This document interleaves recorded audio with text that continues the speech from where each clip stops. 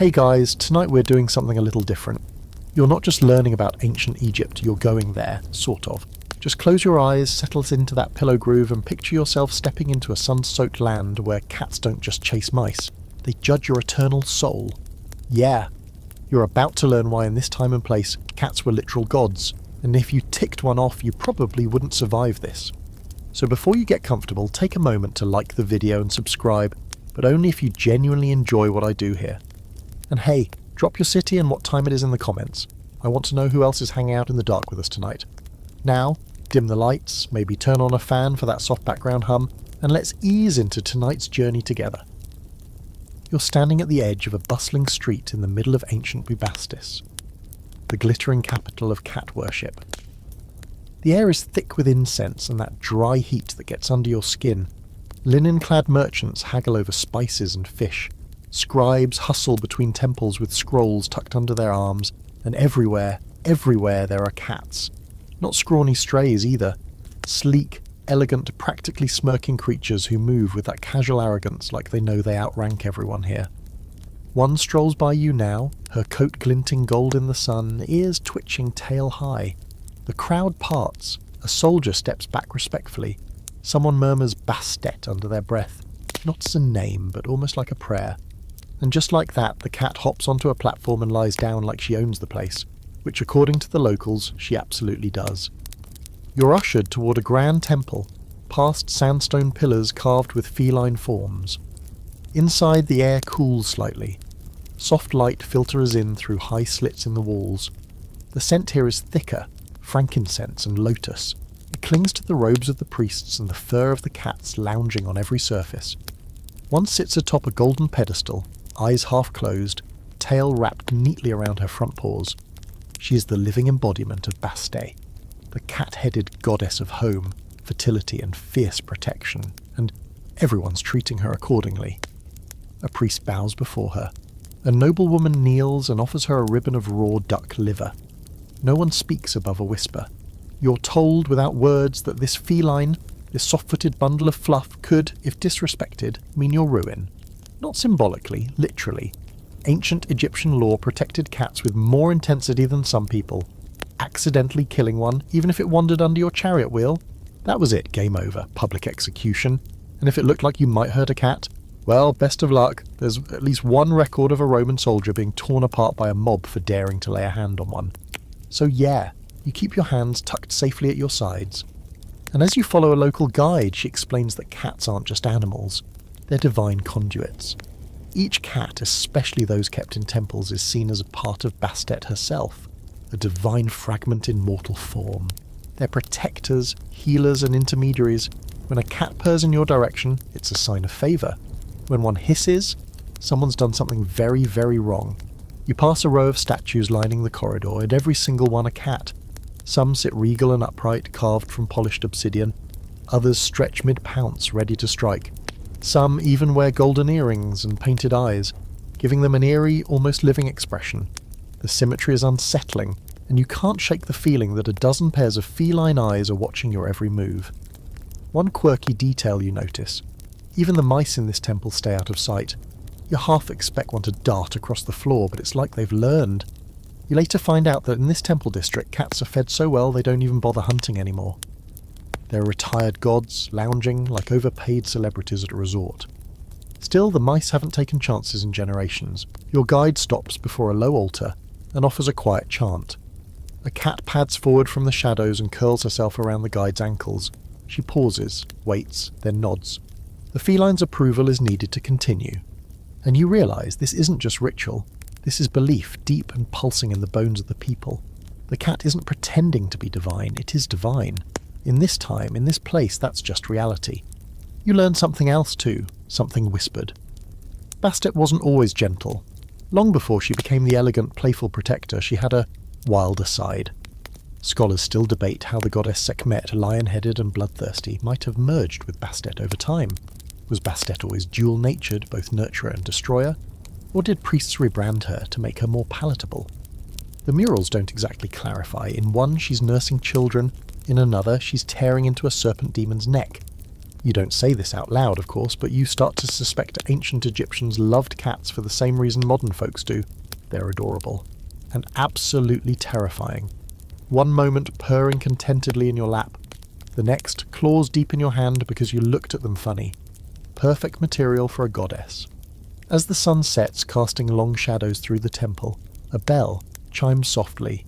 The cats begin to stir, stretching lazily, blinking with slow purpose. The guide explains this is the hour of transition, when day ends and the protective aspect of Bastet fades, replaced by her watchful, warier gaze over the night. Offerings are made, prayers whispered, and one by one the cats take their places at specific points in the temple, forming a living, furry protective circle. You watch in quiet awe, and maybe, just maybe, you start to feel what they felt. That old magic of knowing you're being watched over by something both beautiful and dangerous. Something with fur and fangs and the quiet authority to judge your soul and scratch your face if you step out of line. The next morning you wake up on a reed mat inside a priest's quarters, groggy and warm. A tabby is curled on your chest, purring like a divine engine. Your limbs are stiff, your mouth tastes like incense dust, and somewhere nearby someone's chanting in the ancient Egyptian. You gently move the cat, apologising out loud just in case, and shuffle toward the temple courtyard where a small crowd is forming. You hear the name Bastet spoken reverently, then again and again layered with ritual cadence. At the centre of the courtyard, a priestess in robes so finely pleated they rustle like papyrus pages stands before an enormous bronze statue. It gleams in the morning sun, tall, sleek, feminine, and crowned with the unmistakable head of a lioness turned house cat. Bastet. But this isn't the soft goddess from last night. Her eyes are narrowed. She clutches a sistrum, an ancient rattle used to summon divine energy, in one hand and a blade in the other. Not a ceremonial dagger either, a real curved, flesh-ripping weapon. You suddenly feel very seized. The chant builds, and that's when you feel it.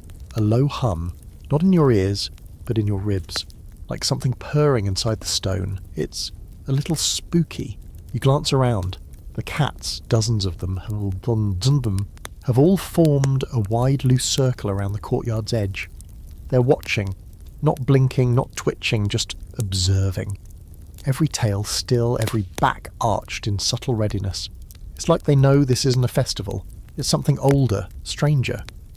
You suddenly remember that the goddess Bastet wasn't always the feline of silk pillows and nurturing lullabies. Long ago she had another face. The priestess begins to speak, not just in prayer, but in story. You realise this is part of the morning rite. The recitation of Bastet's origins. It's the part the kids growing up here probably hear 1,000 times until it seeps into their bones. And you're hearing it for the first time. It starts with Ra, the sun god, old and weary, his enemies multiplying on earth. The gods, concerned, begged him to send help, so he plucked an aspect of his own fury, a being made of fire and vengeance, and sent her to earth. That being became Sekhmet. Here's where things take a turn, because Sekhmet didn't just defeat Ra's enemies. She didn't stop.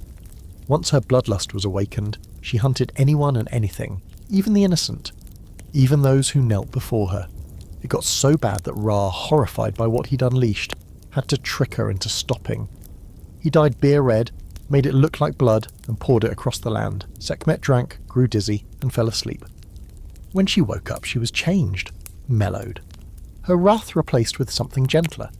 That's when she became Bastet. But here's the thing, not everyone agrees on that version. Some scholars say Bastet and Sekhmet were always separate. Others think they were twin sisters. Some even claim that Bastet was just Sekhmet in a better mood, like the same storm wearing different weather. There are ancient texts that contradict each other outright, and archaeologists have spent decades trying to untangle the mess. But the people in this temple, they don't need it untangled, they live in the tangle. The priestess lifts her sistrum and begins to shake it gently. The bells ring out, clear and metallic, cutting through the heat. The cats stand in unison, every single one.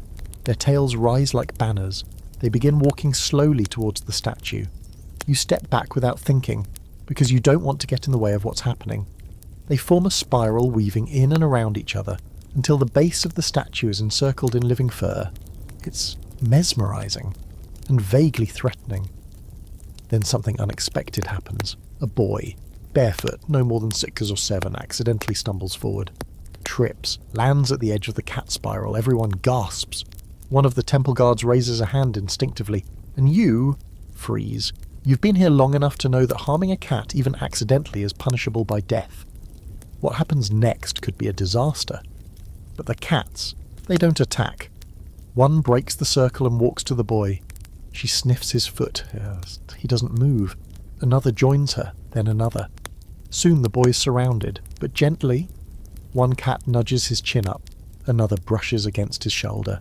And just like that, the tension dissolves. The priestess lifts a hand and speaks again. Something about forgiveness and divine balance. You don't catch every word, but the message is clear. Bastet is watching, and today she's merciful. But the feeling that lingers isn't relief. It's a weird, tight awe, because even though the boy is safe, you know that moment could have gone very differently. There's an edge here, beneath all the purring and graceful lounging. These cats may look pampered, but they remember their origins. So do the people. Later that day, back inside the temple halls, you talk with an older scribe named Renef. His fingers are ink-stained, and there's a cat asleep in his lap as he works. He explains, without even pausing his writing, that cats are seen as both guardians and warnings. They walk between the worlds. Their eyes, he says, reflect more than the light. A cat can see into your care, he murmurs, tapping your chest. Your spirit. If it hisses, it's not at you, it's at something inside you. You try to laugh, but it catches in your throat. He smiles slightly without looking up. And if you ever see one watching the wall, unmoving for hours, don't ask what it sees. You glance over at the cat in his lap. It opens one eye. Just one. And for a second you feel very, very seen. That evening, just after twilight, you find yourself following a winding procession out of the main temple complex and toward a low hill beyond the city walls. The moon is rising like a pale eye above the palms, and the desert air has cooled just enough to make your skin feel pleasantly chilled. The crowd moves in silence. Everyone carries something small. Flowers, jars of honey, incense, even scraps of cooked fish wrapped in linen. Offerings. You still aren't sure for what. At the top of the hill is a squat stone structure, half buried in sand and flanked by 2 statues of Bastet, their carved eyes lined with dark pigment that gives them a living sharpness. The doorway is low, and you duck to enter, brushing past curtains of beads and smoke. Inside, the air is thick, almost chewy, with resin and thyme. A priest lights a small brazier and gestures for silence. And then you see them. Lined up in niches that ring the room are dozens, no hundreds, of tiny mummies, not human, feline. Their linen wrappings are precise, delicate, their forms unmistakable. Each one has a small painted face, some calm, some playful, some frozen in a snarl. You feel your breath catch in your throat. It's like walking into a library of the dead, but every book is a cat. The priest speaks softly, his voice echoing off the stone. This is a cat necropolis, a sacred resting place. The mummified cats here are not just pets, they're sacred emissaries, each one offered to Bastet in devotion. People came from all over Egypt to leave offerings, hoping the cats would carry their prayers straight to the goddess. Some were beloved companions, mourned deeply. Others, were bred specifically for this. Yeah, that's the part they don't exactly write on the tourist brochures. Renef the scribe joins you again, his sandals whispering over the sand-dusted floor. He motions toward a side chamber, and you follow. Inside is a long, narrow room, cooler than the others. On its walls are painted scenes of cats being lovingly bathed, brushed, fed, and, well, not to sugarcoat it, sacrificed. In one panel, a priest gently places a kitten into a woven basket, covering it with linen. Another panel shows a knife. A third shows the same priest presenting the now mummified kitten to the goddess, whose painted face looks pleased. It's jarring, whiplash-inducing even. These animals were gods, but they were also offerings. Renef explains, matter-of-factly, that not all cats died naturally. There was an entire economy surrounding the production of feline mummies. Cat farms existed, churning out kittens to meet the spiritual demand. Some estimates suggest millions of mummified cats were buried in Egypt over the centuries. You try to wrap your head around it. It's like a paradox wrapped in linen. Supreme reverence, and yet institutionalized sacrifice. How could something be so sacred and so disposable? You ask Renef this, and he pauses, rubbing his chin. Sacred, he says slowly, does not mean safe. It hits you like a cold wind. Reverence doesn't equal kindness. In a culture that believes cats are divine, death isn't an end. It's a transition. And if a kitten's death serves a purpose, if it brings someone closer to the goddess, then who's to say it's wrong? Still, your modern instincts recoil. Renef shrugs. Many disagree. Some priests refused to allow the practice in their temples. Others insisted only cats that died naturally could be mummified. He points to a mural where a man appears to be pleading with a priest while holding a limp cat. There were debates, arguments. Some said we angered Bastet with our greed. Even now, scholars argue about it. Some believe the cat mummy industry corrupted the purity of Bastet's worship. Others argue it was just a deeply Egyptian way of expressing devotion, through ritual, repetition, and layers of meaning. There's even evidence that some of the mummies were fake, empty linen bundles or ones stuffed with bones from multiple cats. Fraud even in the afterlife. As you move deeper into the tomb, the air cools further, and you spot a long, narrow trench filled with thousands of mummified cats, all stacked neatly like scrolls in a forgotten archive. It's unsettling but weirdly beautiful, each one a prayer wrapped in linen. You crouch beside one, noting the careful ties, the way the head is tucked just so. Someone loved this little thing, or feared it, maybe both. In the farthest chamber you find something odd. A mural, unlike the others. It's darker, its colours more vivid, its tone different. A great cat, black-furred and enormous, towers over a city. People cower. Temples burn. The goddess's eyes blaze like twin suns.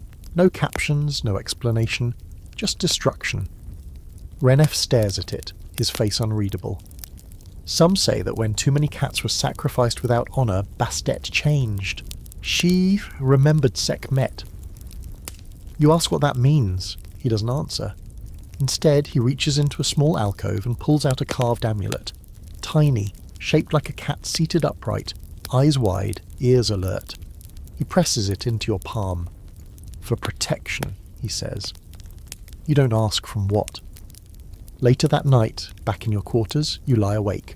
The cat amulet still clutched in your hand. Outside, the city sleeps in murmurs. You hear a soft sound, footsteps? No, pause. You sit up, your heart thudding. A silhouette slips across your windowsill, just a cat, just a normal living cat. She pauses, looks at you, then vanishes into the dark. The next morning begins with a commotion in the square outside the temple. You're halfway through a cup of barley beer when a crowd forms near a small side street, murmuring like bees disturbed in their hive. At first, you can't make out what's happening, but then you hear it. A scream. Short, sharp, cut off quickly. You drop your cup. The crowd parts slightly, just enough for you to see two soldiers wrestling a man to the ground. He's thrashing, yelling in that high, desperate tone people use when they know they're doomed. One of the soldiers, young, hard-eyed, keeps glancing nervously at a spot on the ground nearby. You edge closer and spot the reason. A cat. Still, lifeless. A single trickle of blood near its nose. Whatever happened here, it ended poorly. The priest from the day before, Renef, your accidental guide through the labyrinth of feline divinity, appears summoned from the temple. He walks slowly, head bowed, and examines the cat without touching it. The crowd is dead silent now, all eyes on him. He stands, looks at the soldiers, and simply nods. The accused man goes limp. He doesn't fight anymore. Later, in the shaded courtyard of the temple, you learn the details. The man had been unloading a cart of clay pots when the cat leapt up, perhaps to explore, perhaps just to enjoy the sun-warmed rim of a jar. In trying to shoo it away, too roughly, too fast, he knocked it over. A pot shattered. The cat, frightened, ran. He swore he didn't mean to hurt it. But when the shard settled, it was lying there, motionless. Doesn't matter, they said. Intent was irrelevant. The cat was sacred. Bastet does not tolerate carelessness. The law is absolute. The penalty? Death. It sounds like myth, like something out of a dramatic morality tale, but it's real. Ancient Egyptian law placed cats above reproach, not just spiritually, but legally. Killing a cat, by accident or otherwise, was grounds for capital punishment, and the people enforced it. often more viciously than the priests. There are stories of mobs dragging someone from their home for merely being accused of harming a cat. No trial, no defence, just blood and dust. And it wasn't rare. One particular tale passed quietly between scribes tells of a Roman diplomat. Yes, Roman from the land of togas and senators, visiting Alexandria during the Ptolemaic dynasty. He reportedly kicked a cat that had tried to steal a piece of fish from his tray. A soldier witnessed it. The diplomat laughed. He was dead before nightfall. Even the pharaoh couldn't stop the mob. You're told this with absolute sincerity, and no one in the room seems surprised. Renef nods slowly. We serve the gods, but cats, they are the gods. What's wild is that not all historians agree on how widespread these punishments were. Some argue that the laws were symbolic, meant to instill reverence rather than literal justice. But the archaeological record tells a different story. Cat statues are found in every level of Egyptian society, from royal tombs to humble homes, and wherever they are, there's evidence of ritual, honour, and in some cases, fear. One unearthed papyrus describes a family offering daily meals to a cat that had taken up residence near their home, just in case it was divine. We dare not offend her, it reads. So no, you're not imagining it. This society genuinely placed cats on a divine pedestal. To kill one was not just a crime, it was an offence against the universe's order. Ma'at, they called it. The cosmic balance. Break it. And you weren't just punished in this life. You risked chaos in the next. You find yourself watching cats differently now. Every flick of a tail, every narrowed eye carries weight. One rubs against your leg while you're sitting on a temple step. You freeze. Petting seems risky. What if it's not in the mood? What if it is, and you stop too soon? You settle for a respectful bow of the head. The cat blinks slowly and walks away. That night, the temple hosts a purification ritual, not because of the man's death, but because a sacred animal's life was ended. The cat's body is placed on a bed of palm fronds and wrapped in white linen. Music plays, a slow mournful tune on pipes and lyres, and the air fills with the smell of burning myrrh. The high priestess speaks a litany in a rhythmic chant. The cat's name is spoken. Yes, it had a name, like most temple cats. Hittafere, which means satisfied face. You attend the burial, again on that quiet hill beyond the city, where the cat is laid to rest in a small carved niche. The others remain nearby, silent watchers in the flickering torchlight. One licks her paw and doesn't look at you once. She doesn't have to. What strikes you isn't just the reverence, but the fear under it all. The feeling that these divine beings aren't just to be worshipped, they must be appeased. Like gods of fire and wind, they're unpredictable, beautiful, yes, sacred, yes, but never tame. One elder priest, half asleep beside the shrine, tells you that in older times there was a saying, "Do not anger the ears that hear silence." He chuckles, toothless. It means don't make noise where a cat sleeps or wakes. You sleep poorly that night. Your thoughts a whirl of fur and fire. The room feels warm despite the cool air. You swear you hear soft padding feet beyond the reed curtain. But when you peek out, there's nothing there, only the wind brushing through the palms and the soft glow of moonlight over the city of gods. You start the next day in the palace district, where everything is gilded and perfumed and suspiciously quiet. Like the nobles are trying not to acknowledge how close the divine is. Or maybe they just don't want cat hair on their imported linen. Still, you've been granted entry to a formal feast, which means you're dressed in borrowed robes and sandals that are a half size too small, following a steward down a hallway lined with murals of lotus flowers, gold-leafed gods, and, you guessed it, cats. Cats sunning themselves on balconies. Cats riding in tiny chariots. Cats sitting between royal feet like little four-legged thrones. Inside the main chamber, the smell hits you first. Roast goose, honeyed bread, citrus oils wafting from the guests' wigs. You'd be starving if you weren't too busy trying to keep your jaw from hanging open. The room glows with polished alabaster.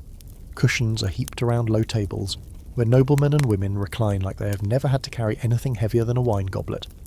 Musicians hum softly in the corner, stringing quiet notes from curved harps. And the cats, they're everywhere. One reclines on a velvet pillow beside a seated princess, her fur black as obsidian, her eyes rimmed in kohl to match her human counterpart. Another strolls along the banquet table, sniffing without shame at platters of lamb and figs. Not a single servant stops them. No one dares. Instead, they step aside, bow, offer them morsels like the honoured guests they are. These cats aren't pets, they're royalty. A tall man in a gold collar leans toward you, grinning. "That one," he whispers, nodding toward a white Persian perched atop a golden stool.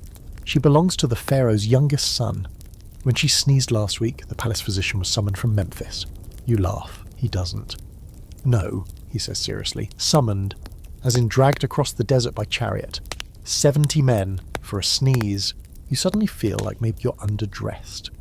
The princess beside you raises her hand, and a servant appears immediately, offering a shallow bowl of cream, not to her, but to the sleek tortoise shell at her feet. The cat doesn't even look, just sniffs, decides it's not in the mood, and strolls away. The princess shrugs like that's the final word. It is. You eat slowly, unsure how much attention you can draw to yourself without offending someone, or some cat. Occasionally one brushes against your ankles. You don't move, just breathe and pretend you're invisible. At one point, a massive tomcat leaps onto your lap without warning and begins kneading your thigh like it owns you. A few guests chuckle. One raises a goblet and says, "You've been chosen." You nod politely and try not to cry from the claws. You ask the steward later how this whole royal cat dynamic started. He looks at you like you've just asked why water is wet. "Because cats are divine," he says. "The closer you are to divinity, the more divine things you attract." He explains that in royal households, cats are treated with all the rituals afforded to gods. They receive offerings, are bathed in sacred oils, and sleep on linens embroidered with symbols of protection. They are given names as long as those of the pharaohs, names that invoke the stars, the sun, the moon. Some even have birth ceremonies, where a priest interprets the pattern of their spots or the curl of their whiskers. That's how they determine if the cat is touched by Bastet, or even a fragment of her reincarnated. There's an unspoken belief that cats choose their household, and not the other way around. A noble family that finds itself favoured by a feline is considered blessed. If a cat leaves a house, though, that's not good. People whisper, priests are consulted, offerings are made, sometimes entire homes are ritually cleansed. A departure might be a warning from the gods, or worse, a sign of disfavour. One royal family, you're told, built an entire side temple onto their estate after their household cat vanished. They filled it with statues, burned incense for 9 days, and renamed their daughter after the cat in hopes it would return. It didn't. The family line ended 2 generations later. Coincidence? The nobles don't think so. Historians today are still debating how much of this was superstition, how much was performance, and how much was political theatre. Some scholars argue that cats became symbols of status, like exotic pets in European courts centuries later. Others believe it went deeper, that these beliefs weren't exaggerated for show but were sincerely felt. After all, religion and politics weren't separate in ancient Egypt. If you ruled, you did so by divine right. If cats were divine, keeping them close made you seem more divine, more untouchable, more legitimate. Back in the palace, the feast winds down, musicians play slower. The wine runs freely. Several nobles doze against their cushions while the cats continue to move gracefully through the room like soft, living punctuation. One climbs into a bronze basin and falls asleep. No one dares move it. That basin will remain unused until the cat decides otherwise. A small girl, no older than 5, is led into the chamber holding a pale grey kitten. She approaches the head of the banquet, an older, regal man with a face like carved sandstone. The High Chancellor, perhaps. She kneels and presents the kitten as an offering. The room holds its breath. The man studies the kitten. He nods. "She has the eyes of the moon," he says, voice dry as papyrus. "We'll call her Samet." The crowd exhales. Someone begins a hymn. The kitten sneezes. And just like that, another priest is summoned. As the night deepens, you make your way back through the palace corridors, following soft torchlight and the echo of your own footsteps. You think about the layers of meaning wrapped around these animals. Comfort, power, danger, divinity. In this world, a purring bundle of fur can elevate you or destroy you, all depending on how you treat it, or how it treats you. When you step outside, the moon is bright and full overhead. A white cat waits on the steps, her green eyes gleaming in the dark. She blinks slowly, rises, and begins to walk. You follow.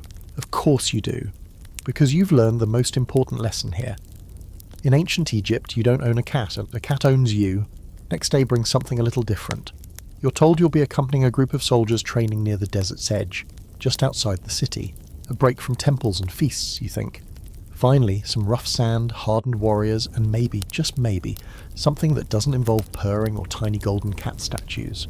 You lace up your sandals, grab your water skin, and try to mentally prepare for some good old-fashioned military discipline. And you get it, at first. A cluster of bronze-armoured soldiers run drills beneath the harsh morning sun, muscles gleaming with sweat, shouting orders in that clipped, efficient way trained fighters do. Shields clash, spears strike, dust clouds swirl around their sandals as they move in tight formations. This is the Egypt that built empires, you think. The Egypt that carved its power into stone. Then you see the cats, not just one or two, but several, sitting at the edges of the training field, lounging on sun-heated rocks like they own the battleground, watching the soldiers with narrowed, calculating eyes. No one bothers them. Of course they don't. At first you figure it's just coincidence. Cats follow the heat, right? But then one of the officers, a thick-necked man with a broken nose and an oddly gentle voice, walks over to a ginger cat perched on a boulder and salutes her. Actually salutes. She blinks slowly. He walks away. You ask about it. He laughs. That one's been here longer than any of us. She's seen 3 captains promoted and 2 carted off in disgrace. We say she's Bastet's eyes on the battlefield. You nod slowly, thinking that's a metaphor. He shakes his head. No, I mean it. A soldier once kicked her by accident, slipped on an oil patch during sword practice, broke her tail. He pauses. He died in his sleep 2 nights later. No wound, no illness, just gone. You try to keep your expression neutral. You think it's coincidence, or he asks, eyebrows raised. She's picked the last 4 promotions correctly, and when she started sleeping beside a sick soldier, he got better. No one else did. He gestures at the rest of the cats, who are now draped across shields and helmets, sunning themselves without a care in the world. You learn to fight around them, he adds. They don't move for you, you move for them. As strange as it sounds, cats and war have long been entangled in Egypt's history, not just spiritually, but strategically. One of the most unbelievable but entirely real stories comes from the Battle of Pelusium, 525 BCE. The Persians, invading Egypt under Cambyses II, used a rather sinister tactic. They knew Egyptians revered cats, so they painted feline images on their shields and allegedly released real cats onto the battlefield. You can hardly believe it. A rain of terrified animals charging between spears and chariots, soldiers hesitating to swing their blades for fear of divine retribution. And it worked. Egyptian forces hesitated, faltered, refused to attack with full force. The Persians won. The city fell. You bring this up later to a retired general sitting beneath a fig tree, fanning himself lazily with a woven reed. He nods, spitting a date pit into the sand. They weaponized our gods, he says flatly. We were outnumbered, yes, but not defeated, not until they used what we couldn't touch. You ask if people still talk about it. They whisper about it, he replies. That battle broke something, not just in the military, but in the soul of the nation. It was the first time Bastet didn't protect us. Or perhaps, as some later priests suggested, she did, just not in the way they wanted. There are fringe theories that Bastet allowed Egypt to fall, withdrawing her favour to punish arrogance. Others believe she turned her gaze elsewhere, tired of being offered kittens and incense while the people ignored the deeper lessons of balance and protection. But that's all speculation. What you do know, what you see, is that even in the barracks, cats are treated with eerie respect. Soldiers place food beside their cots. Some wear small bronze amulets shaped like curled-up cats, pressed to their skin beneath their armour. One man says he lost a brother in battle, and the next night, a black cat lay across his chest until dawn. I dreamed of him, he says, his voice distant, and when I woke, I knew he'd passed on safely. Others share similar stories, not always about death, sometimes about protection. An archer swears he missed a target by a mile, but the arrow curved mid-air and struck true after a cat meowed behind him. Another tells you he fell asleep during watch duty, only to be woken by a sharp scratch on the cheek. He opened his eyes just in time to spot a bandit creeping through the reeds. The cat that scratched him? Gone. Some of these tales feel a little embellished, but the consistency, the seriousness in their eyes, the way they glance toward the shadow where the cats nap, All of it suggests these stories aren't for show, they're survival lore, and not one soldier, not a single one, considers a cat just an animal. Later in the day, after watching two men nearly fall over themselves trying not to disturb a kitten playing with a feather in the middle of a weapons drill, you sit beneath a date palm with your journal. A sleek black cat stretches out beside you. You offer her a piece of dried fish. She ignores it, because of course she does. But then she curls into your lap, purring softly, her warmth sinking into your skin like a charm. You think about the soldiers, about the ancient battle lost to compassion, about the way cats exist both in and beyond the world of humans, untouchable, divine, weaponized without being wounded. And maybe that's the whole point. You don't command a cat. You're lucky if it walks beside you. By now, you've grown used to the soft rustle of paws on stone, the weight of feline eyes tracking your every move, the way each temple, home, and even military outpost seems to have its own royal furball presiding over daily affairs like some four-legged, purring judge. But today's assignment is different. You're headed into one of the inner sanctums of the temple district, not to study scrolls or statues, but to observe something far more peculiar. You're shadowing a high priest whose job is, quite literally, cat caretaker to the gods. His name is Hotep Ka. He's small, wiry, draped in pristine linen robes so white they could blind you at noon. His sandals are polished, his arms adorned with tiny bangles shaped like curling tails. He meets you at the edge of the courtyard with a nod that's polite but firm, like he's tolerating your presence but would rather not be slowed down. A slender mauve-grey cat perches on his shoulder, completely unbothered by movement or balance. Her tail flicks with slow authority. She's the one who actually seems in charge here. This way, Hotep Ka says, and leads you into a small stone annex attached to the Bastet temple. Inside, the temperature drops a few degrees. The air smells like myrrh, fish oil, and, oddly, lemongrass. The sound of purring fills the space like ambient music. Cats are everywhere. Everywhere. Not just lounging, but occupying niches, curling around pedestals, slipping beneath curtain folds. It's a living, breathing sanctuary. And Hotep Ka, he's not a zookeeper. He's a priest, a theologian, and apparently a full-time feline concierge. They are not simply cats, he explains while kneeling beside a large copper bowl and scooping in strips of dried quail. Each is sacred. Each is Bastet. You must never call them pets. That word is foreign. Weak. You nod, silently correcting your internal vocabulary. He continues moving through the chamber with methodical precision. He checks on a litter of kittens nestled in a velvet-lined basket, each already wearing a tiny gold collar. He sings softly as he weighs the herbs on a scale, grinding them into a paste with a mortar. It's medicine, he explains. For a senior Tom with sore joints, when you raise an eyebrow he gives you a look that could curdle milk. If the goddess limps, we all suffer. The role of cat caretaking, it turns out, is an actual priesthood, complete with training, rites, and selection ceremonies. Hotep Ka was chosen as a child when a temple cat walked into his house and fell asleep on his lap. His parents wept. He was taken to the temple the next day. The cat stayed with him for 13 years. She died on the same day I became chief caretaker, he says. She knew her work was done.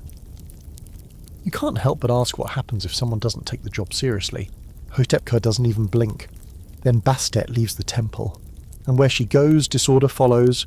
Sickness, fire, rats, drought. Harsh, you think, but it tracks. Ancient Egyptians were not casual about their divine animals. These weren't symbols, they were manifestations. If a temple cat got sick, it wasn't just an illness, it was a crisis. Entire festivals would be postponed, offerings increased.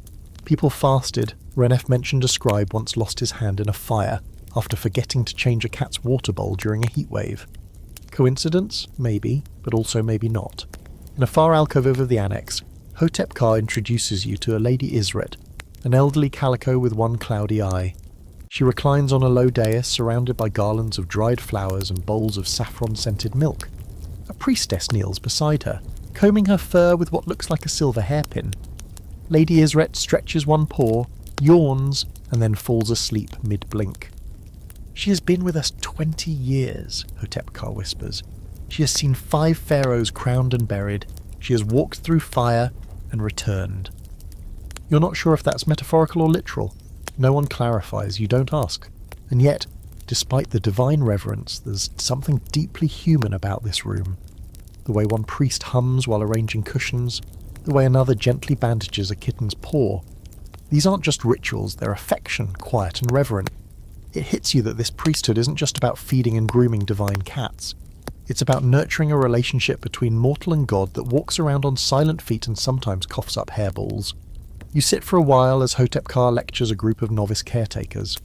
They're all under 20, dressed in simple linen, each with a feline companion sleeping in their laps.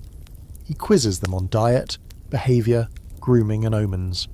If a cat scratches the doorframe 3 times, it's a sign of rain. If it refuses to eat, a soul nearby is in danger. If it licks your left hand, favour from Bastet. The right hand, a warning. Some of these interpretations are based on texts and murals, but others, they've been passed down through oral tradition, whispers from older priests to younger ones.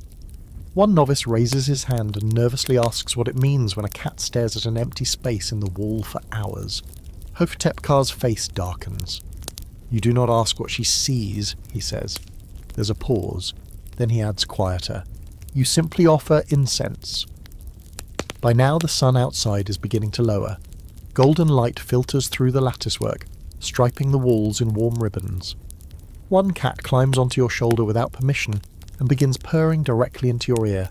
It's loud and oddly comforting. Hotep-Ka glances over and nods approvingly. "She accepts you," he says, as if that settles it. You ask what happens when one of the sacred cats dies. Is there mourning, ritual, a moment of silence? "Yes," he says. "We fast for 1 day. We burn sacred oils, we prepare the body for Bastet, and then we wait." "For what?" you ask. He gives a tired smile. "For the next one to walk through the door." Because that's the truth buried under all the reverence and ritual.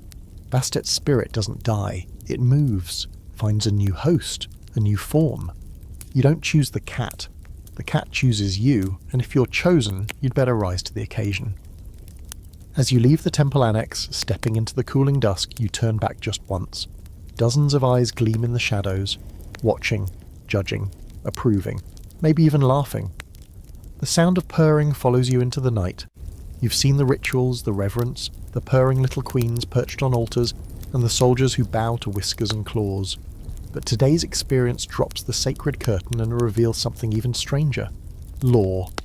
Real, ink on papyrus, you might go to prison law. And as you're led into the administration wing of the city archives, escorted by a scribe who looks like he hasn't blinked in a decade, you're about to discover that cats in ancient Egypt weren't just divine. They had legal rights so strong they could have sued you into oblivion. The archive itself is a marvel. Clay shelves stacked high with scrolls, labels etched in both hieratic and demotic, the air thick with old ink and powdered beetle shell. You swear the walls are sagging under the weight of knowledge. A cat snoozes on a ledger nearby, tail flicking across a tax document like it's a game. The scribe doesn't even try to move her. Instead, he tiptoes around her, muttering about her lineage and holy status like she's Pharaoh's cousin. You decide not to step on any shadows today. You're handed a scroll dated to the reign of Samtikfu, and as the scribe unrolls it with exaggerated care, you see what looks like a complaint. Not against a person, but on behalf of a cat. You squint. A tenant had moved into a merchant's property and neglected to feed the sacred temple cat who came with the house. The cat became thin. A neighbour reported the neglect, and suddenly this tenant was dragged into court for divine negligence. He was fined, forced to sponsor a cleansing ritual, and his lease terminated. You read 3 more scrolls just like it. One involving a nobleman's attempt to breed cats outside the temple system, frowned upon, legally forbidden. Another, about a boat captain who accidentally knocked a cat into the Nile with a loose cargo net. Witnesses claim the cat never resurfaced. The captain had to publicly weep, make a donation of silver, and provide food for 10 cats for a year to restore favour. You ask the scribe if all of this was enforced seriously. He gives you a long look and then says, "You think divine law is for show?" before huffing and walking off, arms full of records. Later he introduces you to a retired magistrate named Jemu, who claims to have presided over dozens of cases involving cats, though not against them, of course. Cats, you quickly learn, cannot be prosecuted, because they are incapable of sin. Jemu says this with such confidence that you don't even try to argue.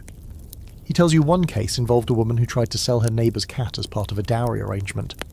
She claimed it had wandered onto her land, he says, sipping barley tea. Her defence was that the cat had clearly chosen her. He laughs. The temple cats choose many, but they are not dowry items. She was sentenced to 3 days of fasting and had to publicly apologise in front of the Bastet shrine. The cat, in turn, was gifted a necklace of lapis and a fresh fish. Naturally. This is when it dawns on you. Ancient Egypt didn't just worship cats. They wove them into the literal framework of society. Cats were protected by religious law, civil law and property law. You couldn't sell one without permission. You couldn't export them without documentation, more on that scandal later. You couldn't even yell at one too loudly near a temple without someone raising a brow and muttering about omens. There was one particular scroll that fascinates you, a list of local ordinances from a town near Thebes. It outlines proper behaviour in the presence of the divine feline, including rules like: do not approach without an offering, do not attempt to hold her without signs of approval, do not wake her from sleep with noise, do not speak ill of her even in jest. Violation of these could result in anything from fines to public shaming to the dreaded ritual silence, a punishment where the offender was not allowed to speak or be spoken to for an entire day. That one hits hard. One merchant was apparently subjected to it for joking that his cat ran the house. The joke? Not inaccurate. The offence? Prideful mockery. Outcome? Silence and additional offering of sardines. There's debate among scholars today about how strictly these rules were followed. Some suggest they were more cultural expectations than hard laws, like not parking in your neighbour's sacred lotus pond. Others argue that Egypt's religious and civil systems were so entwined that every law was divine law. If cats were part of the divine order, then disobeying a rule about them was like attacking the sun god himself. You ask Jemu what happened when a cat chose to leave a home. Was it a bad omen? A crime? Neither, he says. It was judgment. He tells you of a case where a temple cat repeatedly left its designated household and returned to the same humble potter's shop across town. After the third escape, the priests stopped trying to retrieve her. They declared that the potter was the rightful guardian, and the original household had fallen from favour. They were required to host a purification feast and donate an entire month's grain rations to the temple. No one disputed the decision. And what if someone tried to exile a cat, force it out? That, Gemma says, was rare. But when it happened, the punishment was severe.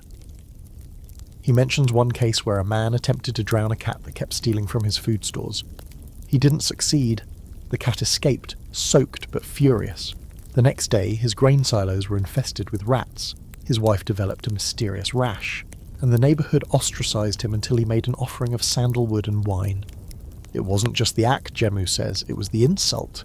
To drive out a divine guest was to invite chaos. Back at the archive, the sun dips low, casting long shadows between the scroll racks. The cats begin to stir, stretching, yawning, blinking their amber eyes. One hops onto your lap uninvited. The scribe watches and nods. She likes you, he says. You must follow the rules now. You glance at the cat, who's now kneading your tunic with unapologetic claws. She purrs like a miniature thunderstorm. You're officially under divine jurisdiction. At first, you think you're just tagging along for a simple village outing, something low-key after days spent in high temples and dusty archives. But then someone whispers that the cat oracle will be in session tonight, and the whole village starts buzzing like bees in a broken hive. You glance around for clarification, expecting maybe a priest with a feline nickname or some poet who speaks in meows. Nope, they mean what they say. A literal cat is about to deliver divine guidance. You follow a crowd of barefoot villagers through winding alleyways lit by torches. Crickets chirp. The Nile gurgles softly in the distance. There's something in the air tonight, thick with anticipation and incense. Even the cats along the walls seem more alert, perched like statues on windowsills and rooftops, their eyes glowing with reflected firelight. The oracle chamber is small, round and roofless, with smooth stone walls and a central pedestal surrounded by flickering lamps. Straw mats line the floor and villagers begin sitting in reverent silence. A heavy door creaks open and a priest appears, draped in navy linens, his arms painted with symbols that shimmer faintly in the firelight. In his hands, a cat. Not just any cat. This one is massive, long-limbed, black as soot, with a single white crescent on her chest. Her name, someone whispers, is Tirette, the Eye that Watches. You sit quietly as the priest walks the perimeter, holding Tirette aloft like a living torch. The villagers bow their heads. Some murmur prayers under their breath. Others cry softly. You're not sure what you expected, but this feels serious, sacred, ancient. Tirette is set on the pedestal. She sits, licks her paw once, then freezes. Her eyes narrow. And suddenly everyone is still. The priest claps once, loud and sharp. A young woman steps forward, trembling. She kneels before Tirette and holds out a strip of linen with something scrawled on it. A question, a plea, a life caught in balance. She places it in a shallow bowl of oil at the foot of the pedestal and bows deeply. Then everyone waits. Tirette tilts her head. She blinks, she leaps off the pedestal, pads slowly around the bowl. Her tail swishes once, twice. Then she walks over to the girl, rests a paw on her outstretched hand, and lets out a single, low meow. Gasps ripple through the crowd. The girl sobs with relief. The priest nods solemnly and announces that her request, whatever it was, has been granted. Tirette returns to her pedestal, tail high. You're baffled, still waiting for the part where someone pulls strings behind the scenes or explains the trick. But the villagers believe it. They feel it. And when it's your turn, something strange happens. You don't even know why you're stepping forward. You didn't prepare a question, but your feet move anyway, and before you know it, you're kneeling on the mat, heart thudding, palms slick with sweat. You look into Tira's golden eyes and feel like someone just pried open your ribcage. The priest murmurs something. You think he's asking your name. You try to answer, but your voice catches. Tirette walks right up to you, sniffs your hand, then she turns, lifts her tail and smacks you in the face with it. The crowd gasps. The priest looks stunned. She has rejected you, he says, almost apologetically. You freeze. Rejected? By a cat? A divine judgment? The priest clears his throat. It does not mean doom, he says quickly, though his voice quivers. Sometimes it means you must return when the path is clearer. But the villagers are whispering. A few glance away. One woman crosses herself with a gesture you don't recognize. You can feel the air shift. Being rejected by the Oracle Cat isn't just embarrassing. It's a cosmic slap on the wrist. Maybe even a warning. You step back, cheeks hot, heart pounding. Tirette, back on her pedestal, begins grooming herself like nothing happened. You wonder if she even remembers you. Probably not, but now you'll remember her forever. The night continues. More people step forward. Some are granted answers, others ignored. One poor man has his offering knocked clean across the floor. No one laughs, because this isn't just a ceremony. It's theology in motion. Bastet isn't just a name carved in stone or a statue bathed in oil. She moves, chooses, and judges through fur and claw and gaze. Later you sit by the riverbank watching the moon ripple on the surface. Renef finds you there and hands you a cup of warm date wine. You were rejected, he says gently. Thanks, you mutter. I noticed. He chuckles. It happens, rare, but not shameful. Sometimes the gods wait. Sometimes they test. You sip the wine. It tastes like old sugar and regret.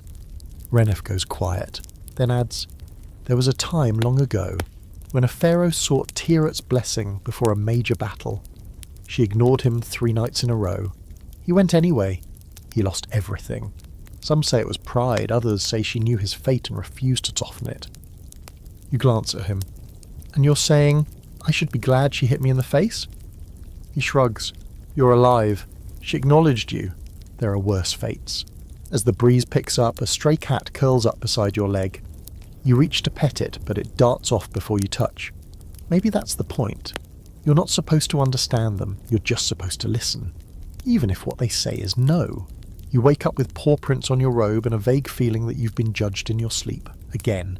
The marks are dusty, precise, stamped across your chest like little divine stamps of disapproval. You try to brush them off. They reappear 5 minutes later. You stop trying. Your next stop is the temple's scriptorium, a quiet, shaded sanctuary where scribes copy sacred texts, record prayers, and apparently deal with a lot of cat-related interruptions. The building itself is square and orderly, with narrow windows, stacked papyrus scrolls, and rows of low writing benches. Everything smells of ink, oil, and faintly of old milk. You're welcomed by a middle-aged scribe named Nebre, whose beard is as neatly trimmed as his scrolls are tightly rolled. He gestures for you to sit on a low stool while he explains the process of transcribing temple documents. Accuracy is vital, he says. We preserve the words of the gods. You nod. Reverence makes sense. And then a tabby walks across his scroll, literally, just hops up and traipses across the wet ink, leaving a trail of tiny paw prints from one divine phrase to the next. Nebro freezes. You brace for shouting, maybe a little cursing. Instead, he bows slightly to the cat, mutters something that sounds suspiciously like "thank you," and gently lifts the scroll to dry. She has blessed the text, he explains matter-of-factly. Her presence confirms its truth. You try to keep a straight face, but this happens again and again. Cats wander in and out of the scriptorium like they own stock in papyrus. One stretches across a half-finished hymn to Bastet. Another knocks over an ink jar with the kind of slow-motion nonchalance only a cat can muster. Not a single scribe complains. They just adapt. One apprentice, a nervous-looking teen with smudged fingers and wide eyes, tells you in a whisper that he once corrected a scroll after a cat had walked across it. Changed the wording, re-inked the lines. His mentor saw it, gasped, and made him sleep in a grain silo for 3 days as penance. She had chosen the phrasing, he mutters. I doubted her. The belief here isn't just symbolic, it's practical. If a cat intervenes in your writing, that's not an interruption. That's editorial input from Bastet herself. Whole scrolls have been rewritten because a cat refused to walk near them. One old legend even claims that a priest was struck blind after brushing a cat off his desk mid-translation. His replacement kept a basket of mice nearby to ensure feline visitation. You ask Nebre if this ever slows the process down. Oh, constantly, he says without frustration, but haste has never pleased the gods. The scriptorium maintains logs of its cat interactions, literal, paw-thorized edits, recorded on the back of some scrolls. Today, Sutan left prints across the names of 3 priests, taken as a sign of their favour. Mihra slept beside a verse for 2 hours. We consider it sealed. It's both absurd and oddly touching. You get the sense that these scribes don't just tolerate the cats, they depend on them. You're allowed to view one of the oldest scrolls in the collection, kept in a box wrapped in oiled linen and sealed with wax. It's a hymn to Bastet, long and ornate, with elegant script and flourishes that shimmer faintly under the lamplight. And there, in the corner, preserved like some sacred signature, is a paw print, crisp, perfect, right on top of a verse that reads, She sees what you cannot. She speaks through silence. She judges without noise. You shiver.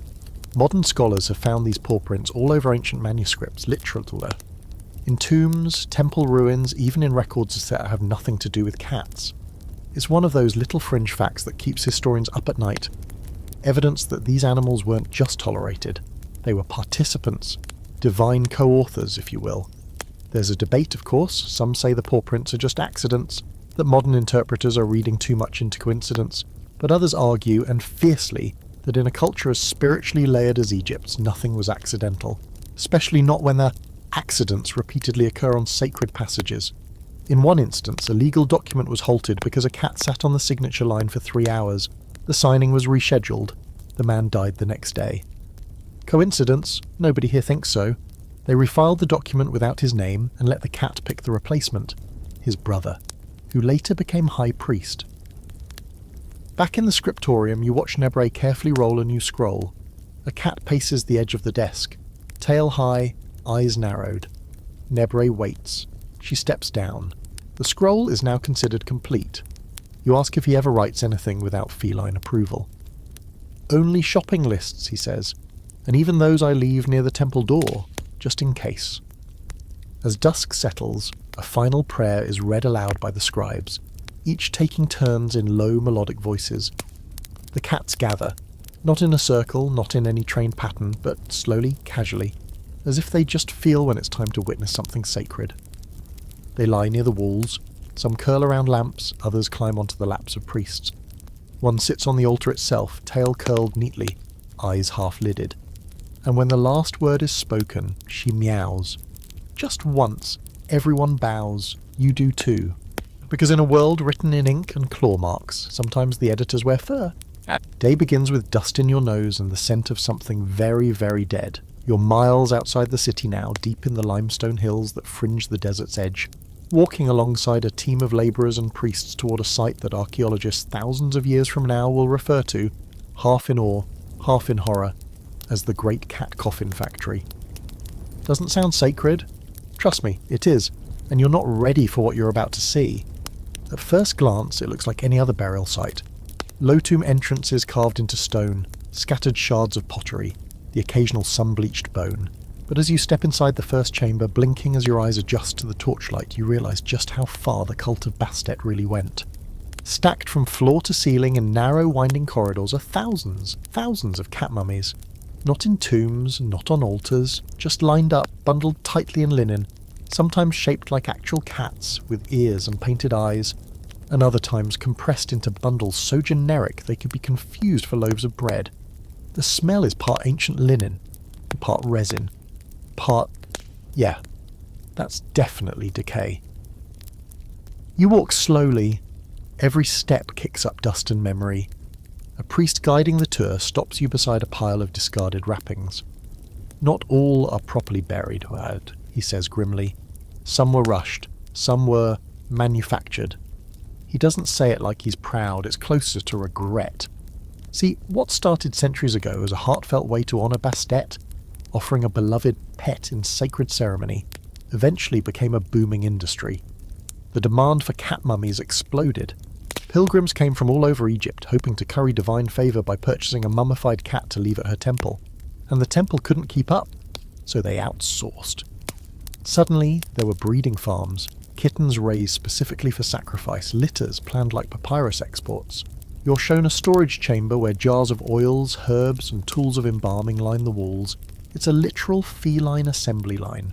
One worker preps the body, another wraps, another paints, all day, every day. And the cats, they're everywhere in various states, freshly mummified, partially preserved, crumbling with age. It's overwhelming. You think of the pampered temple cats, the royal darlings, the ones with their own priests and gold dishes. This is not that.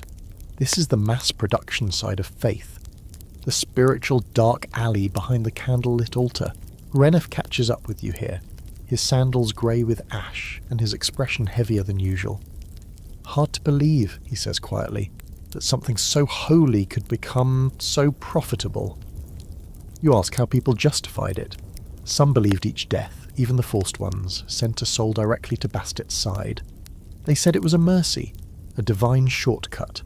He sighs. Others didn't ask questions. It's not like there weren't voices against it. You pass a mural on the wall of a lesser chamber. Simple, hastily painted, but haunting. It shows a single cat walking away from a crowd of people, tail high, head turned back. The inscription reads, "She sees too much blood." Some modern scholars believe that toward the end of the cat mummy boom, the practice began to fracture. Certain temples refused to accept mass-produced mummies. Others tested them and found bundles filled with bone fragments, straw, even rocks. Fraudulent cats sold to unsuspecting pilgrims. That's right. In ancient Egypt, even the cat sacrifice industry had a black market. There's even evidence, fringe but compelling, that some tombs were robbed not for treasure, but for the mummies themselves. Dried, powdered cat remains were sold as ingredients in medicines, aphrodisiacs, even paint. In one scroll, a merchant boasts of a shipment of divine dust, heading to Nubia. No one wants to say what happened to those mummies once they left sacred ground. You reach the far end of the cat tomb, where a lone figure sits in front of a small altar, an elderly embalmer whose hands are stained with resin. He doesn't speak at first, just works. Methodically wraps a tiny kitten, humming under his breath. You can't look away. The kitten is limp, already gone, its face peaceful. Its final swaddling looks more like a cradle than a coffin. Finally, the embalmer speaks. "She was sick," he says softly. "Blind, dying. I held her as she passed." You ask if all the cats here were treated so gently. He looks at you, and for a second he seems ancient. Not in age, but in grief. Like someone who's witnessed too much holiness turned to commerce. "No," he says, "not all. But this one I will carry to Bastet myself." It's easy to forget. walking through rows of identical linen bundles, that each of these was once a living thing, soft, curious, alive. Maybe one slept beside a potter's wheel. Maybe one hissed at a soldier and saved his life. Maybe one clawed the face of a corrupt merchant. Maybe none of that. Maybe they were just cats, but they mattered. Back in the city, Renef tells you that after a time, the overproduction of mummified cats created unrest. Droughts were blamed on false offerings. Priests whispered that Bastet was growing silent. "We flooded her shrines with death," one elder is recorded as saying, and then she turned her gaze away. Eventually the practice faded. Slowly. Some temples banned cat sacrifices. Others returned to honouring live cats only. A few kept doing both in secret. You sit by the river that night, head full of linen and claw marks, thinking about the line between devotion and excess, about how easily sacred things become business, about how even a god can be exhausted. A cat pads up beside you, silent as shadow. She sits, doesn't purr, doesn't blink, just watches the water with you. You don't try to pet her, you just sit, together. By now, you've seen a lot. Temple guardians, oracle cats, armies bowing to whiskers. But today you're walking into a palace garden to meet someone who makes even the scribes lower their voices. Princess Neferura, the pharaoh's niece and self-declared high mistress of Bastet's lineage. That title, by the way, is not symbolic.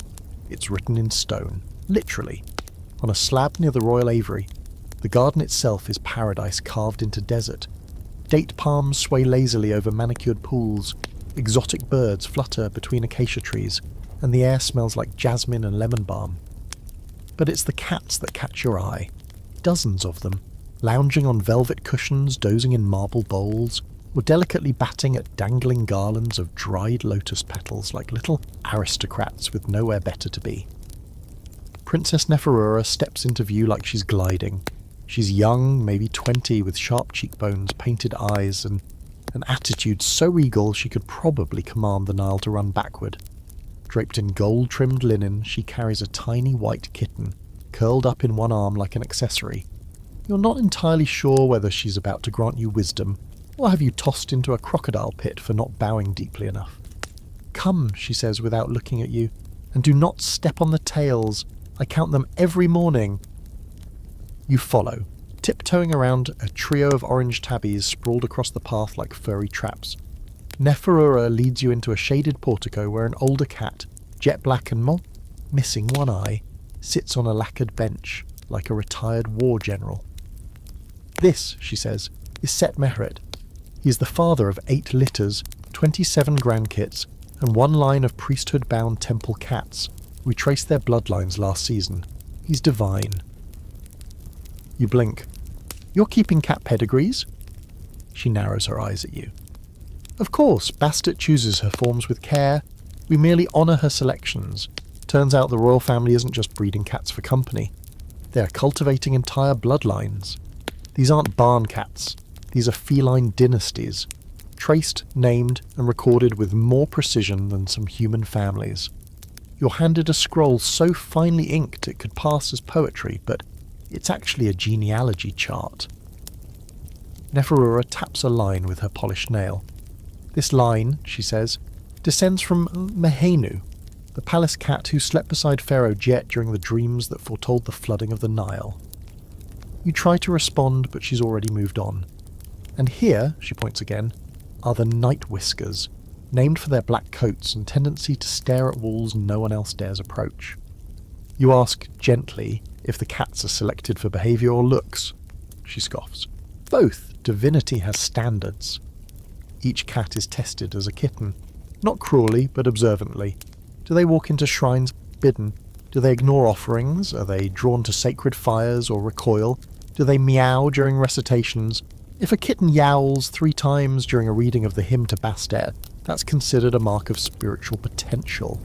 You're told one such kitten once interrupted a coronation, ran across the throne room, climbed onto the pharaoh's lap, and promptly bit his finger. She was named Temple-born and later given her own priest. And no, it's not just show. These cats matter.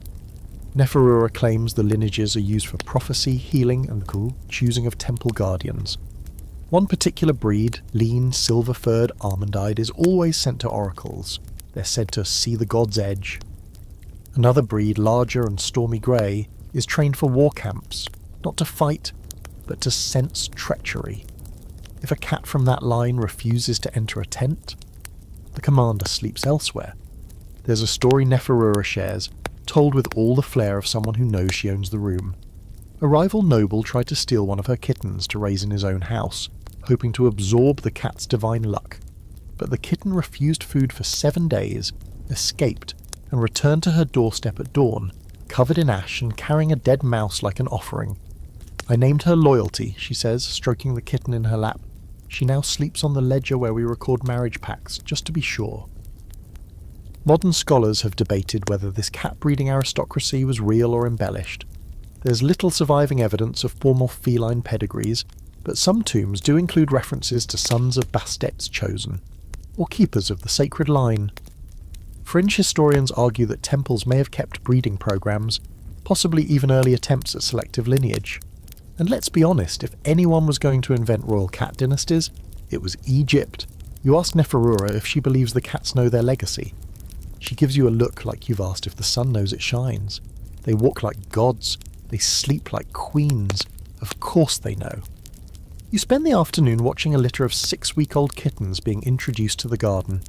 Each one wears a silk ribbon. They're brought forward one by one and offered small trinkets, fish bones, beads, tiny silver charms. Which one they paw at first is considered significant. One chooses a bead, another the fishbone. One ignores everything and walks away. She will be the bold one, Neferura says, eyes gleaming. We will place her in the Temple of Dawn. Let's see if the goddess speaks through her. As the sun dips low, casting golden light across the courtyard, the cats stretch and scatter like living shadows. Neferura rises and begins her walk back into the palace, her white kitten nestled under her chin like a purring collar. Before she disappears behind the colonnade, she calls over her shoulder, "If you return tomorrow, bring a ribbon, not red, that's for the mourners." You're not sure if it's a test or an invitation. You stay in the garden until night falls, watching the lineage of gods chase fireflies like bored royalty, and you wonder, if these are their descendants, what were the originals like? You're jolted awake by the unmistakable sound of pottery shattering. It's close, too close. You sit up on your reed mat, heart thudding, and find yourself face to face with a cat standing perfectly still beside a toppled oil jar. The contents are spreading slowly across the floor, the scent of cumin and old olives drifting into the warm air. The cat's expression is unreadable. Of course it is. You don't move, neither does the cat. Somewhere outside a bell chimes. Then a scream. You're on your feet in second, rushing to the temple courtyard where the scene unfolding looks like the beginning of a particularly dramatic scroll illustration. A man, young, maybe a novice priest, is on his knees in front of a shrine sobbing openly. A cat is perched just behind him on the altar, back arched, ears flat, eyes locked on his shaking form like judgment incarnate. You recognise her instantly, Tiaret, the oracle cat, and she looks furious. Priests are gathering, speaking in urgent whispers. One of them, a thick-armed woman named Setka, turns to you and says grimly, "He broke protocol, lit incense in the wrong order." You blink. "That's it?" She nods. "The goddess doesn't tolerate shortcuts." It seems absurd, but you've seen how seriously these rituals are taken. Every step of the process, from waking the cats to arranging their food bowls, has a structure, an order, a rhythm designed to honour the balance of the divine. That balance? It just got snapped in half like a papyrus reed. You watch as the priests begin the purification rites. The air grows thick with the smoke of juniper and cedarwood. The novice is stripped of his ceremonial sash. He sobs harder. Tiaret hasn't moved. She's still glaring. Then, just when things couldn't get stranger, a second cat, one you haven't seen before, appears on the temple wall. Pale grey, eyes like polished moonstone. She leaps down, lands silently beside Tiaret and sits. The two cats stare at each other. A tension hums in the air. Then, as if coordinated, they both meow at the same time. Once, just once, and that's when the wind starts. A sudden gust rushes through the courtyard, flipping papyrus sheets off the tables, rattling wind chimes, lifting veils and sending a priest's wig tumbling off his head. Everyone freezes. Tiaret blinks slowly, then turns and walks away, tail high. The grey cat follows. The novice faints. Later you corner Renef and ask what just happened. He takes a deep breath and says, "Bastet reminded us she is not only protection, she is also wrath." Turns out while Bastet is remembered in modern imagination as soft and maternal, her duality was well known in ancient times. She wasn't just a loving goddess, she had teeth. She was the comforter and the punisher, the gentle purr and the claw to the face. If you kept the balance, she favoured you. If you disrespected her, even in small ways, she showed up. The temples had entire rituals designed to calm her wrath.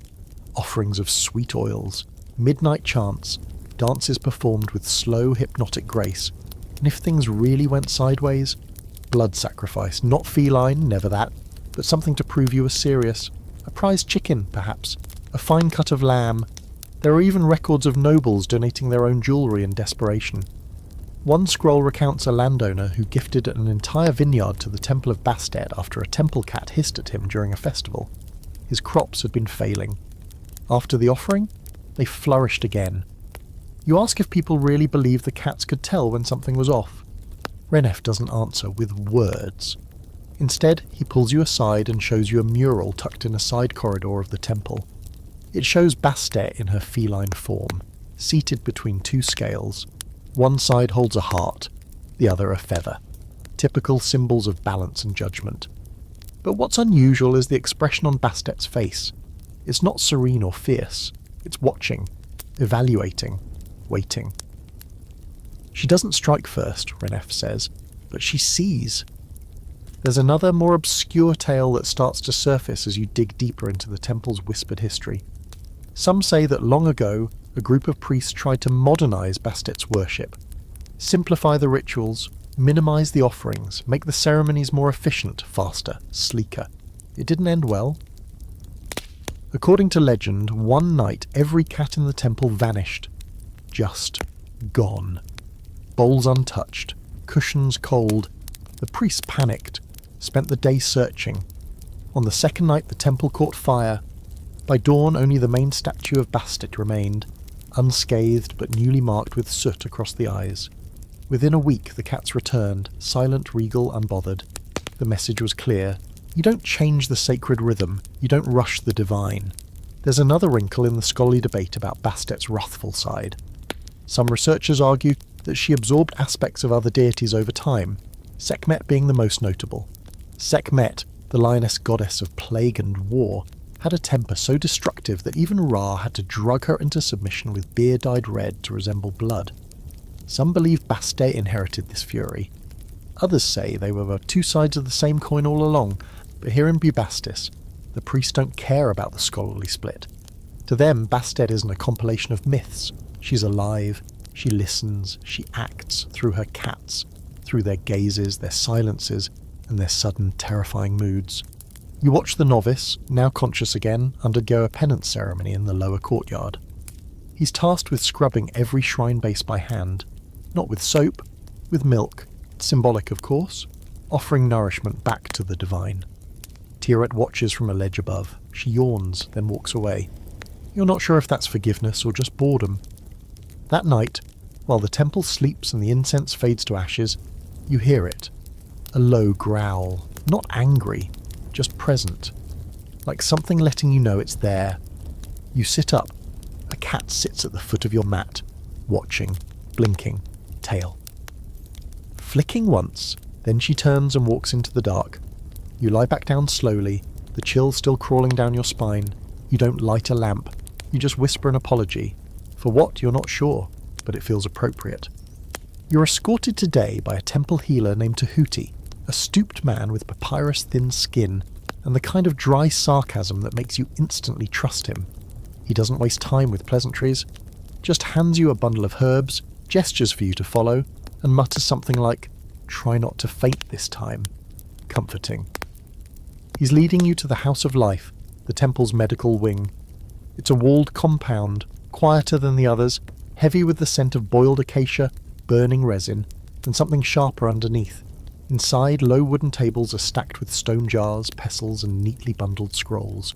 In the centre of the courtyard, a cluster of cats lounges in patches of sunlight, eyes half closed, paws twitching in sleep. Healing cats, Tahuti calls them. You think he's joking. He isn't.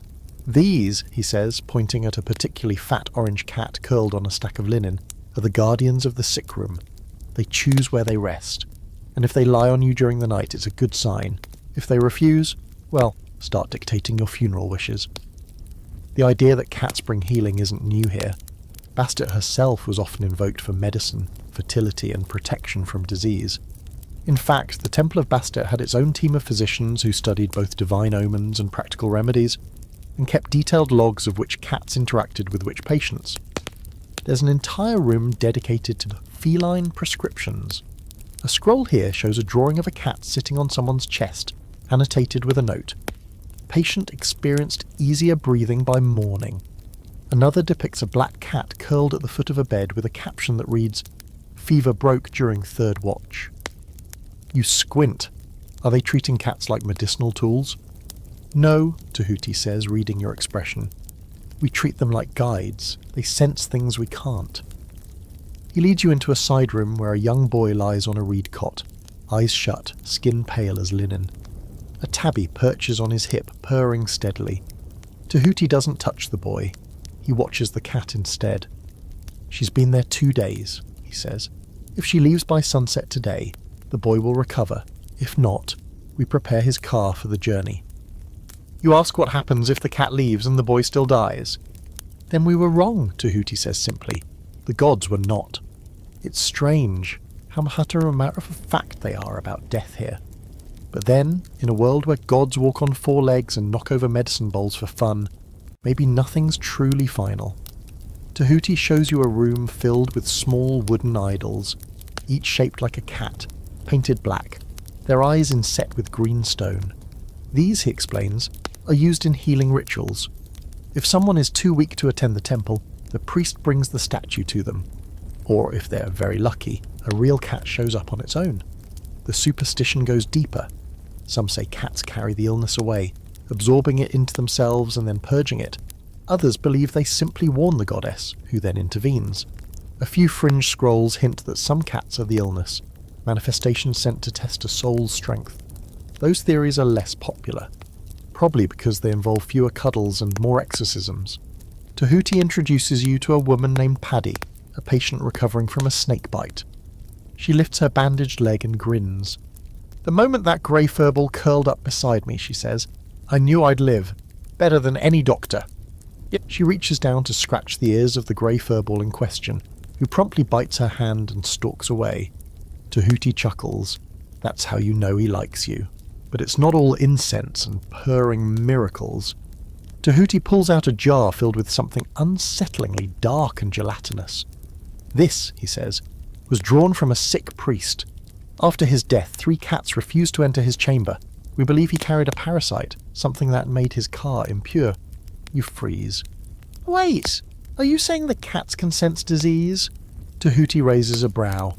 What do you think I've been telling you? Modern scientists might smirk, but the connection between cats and sickness is real, just not in the way these priests imagined. Today we know cats can carry Toxoplasma gondii, a parasite that can, in certain cases, affect human behaviour. Some scholars speculate that the ancient Egyptians may have noticed patterns, people who spent too much time around cats falling ill or behaving oddly, but instead of blaming the cats, they saw them as messengers, revealing what was already wrong. And then there's the healing. Studies now suggest that a cat's purring frequency, between 25 and 50 hertz, can promote bone and tissue regeneration. That's not myth, that's science. So maybe, just maybe, when Tahuti tells you that purring soothes the dying, he's not wrong. He's just working with different language. You walk through a ward where 3 cats sleep at various bedsides. Each patient watches them anxiously. No one speaks above a whisper. One woman clutches a tiny figurine shaped like her bedside cat. Another keeps hers close with a bit of salted fish tucked under her pillow. It feels like a hospital, yes, but also a chapel. You ask Tahuti what happens when a cat dies here.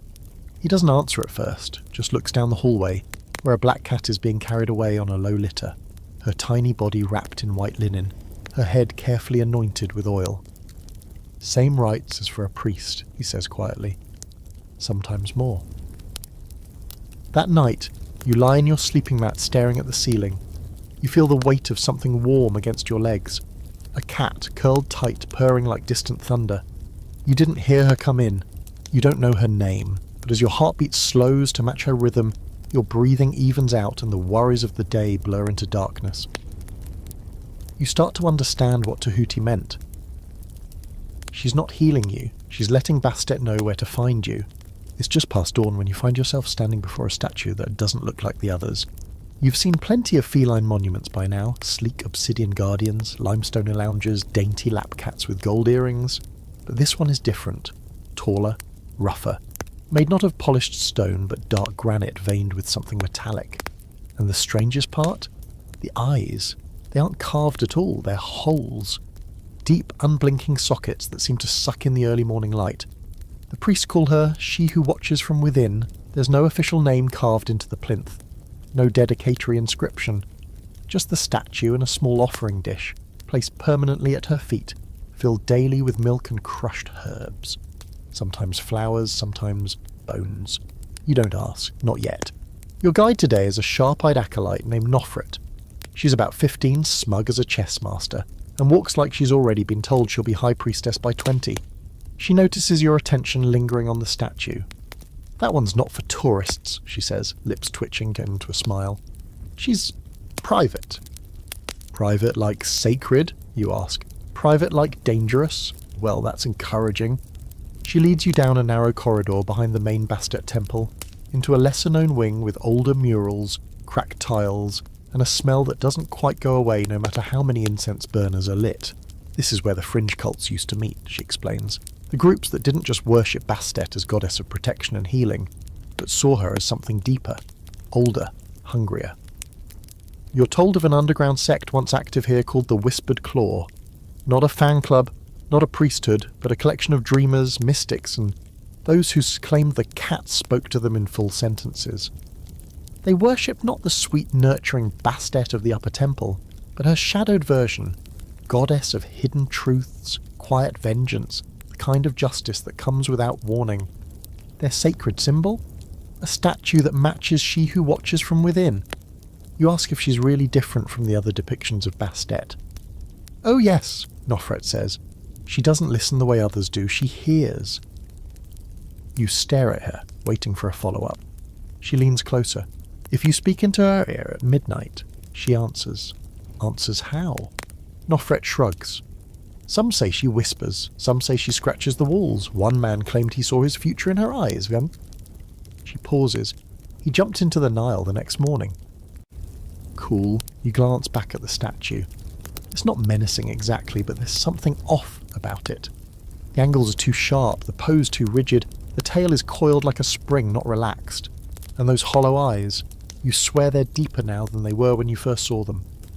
Nofret says some priests tried to remove the statue generations ago, but when they wrapped it in cloth and prepared it for transport, every cat in the temple vanished for 3 days. The fires wouldn't light. The food spoiled. One priest began coughing up hair. They put the statue back. The cats returned. Nothing else was said. There's a scholarly debate, of course there is, about whether this statue represents a separate cult or just an alternate aspect of Bastet, one not normally shown in official worship. Some argue it's not Bastet at all, but a now lost feline deity absorbed into her over time.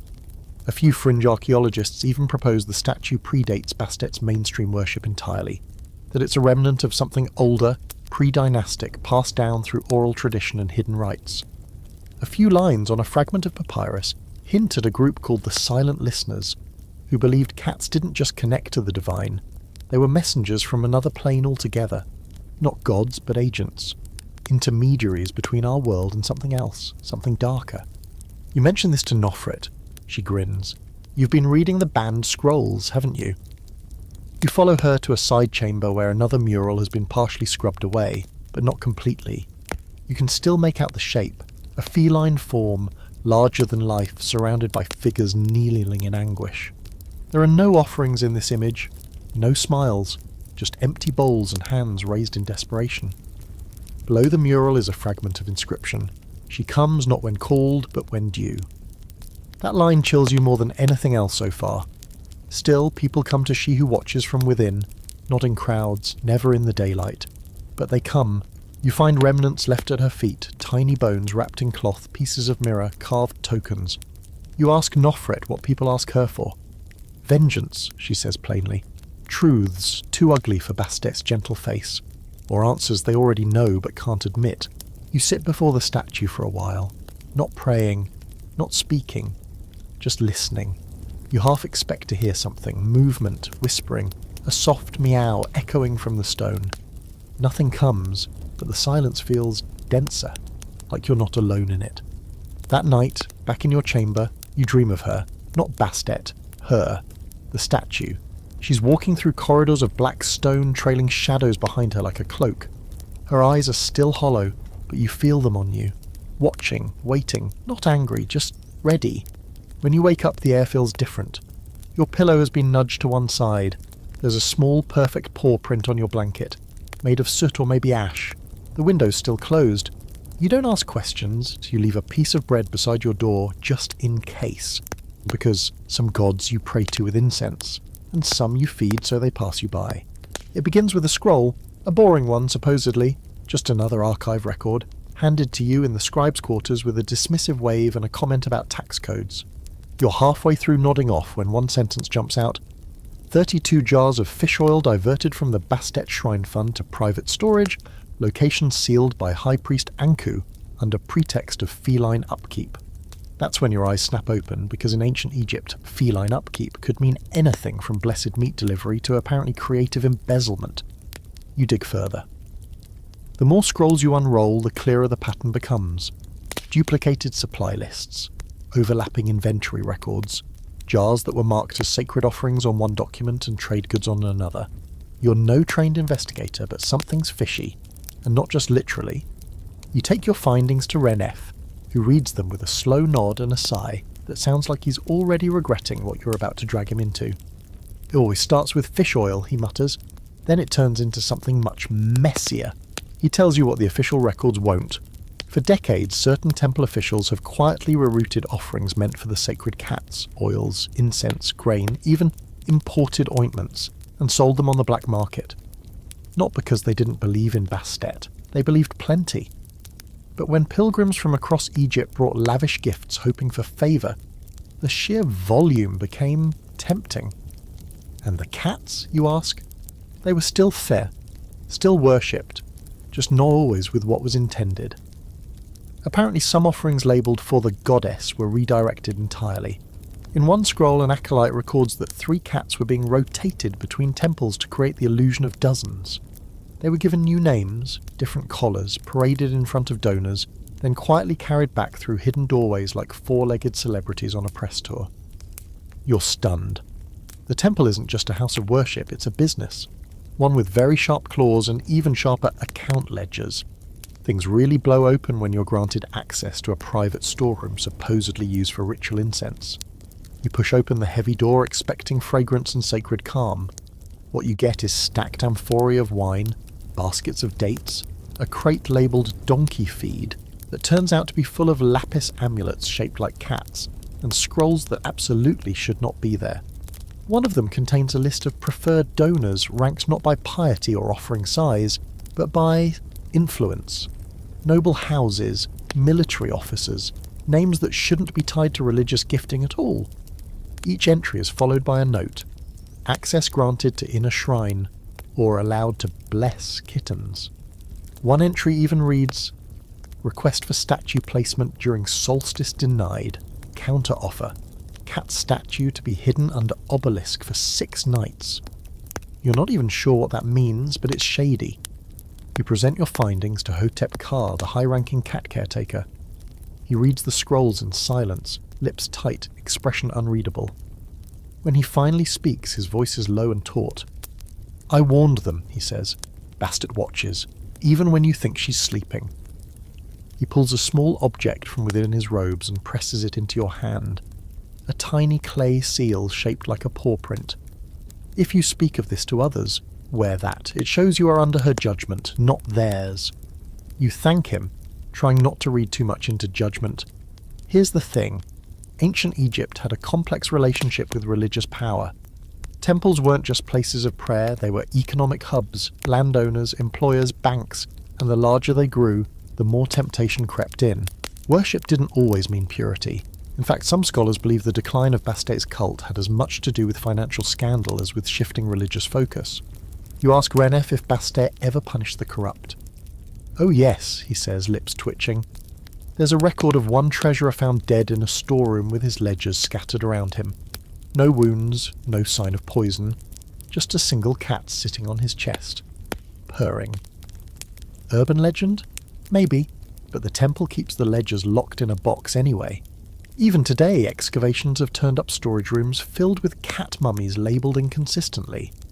Some contain genuine remains, well wrapped, preserved with care.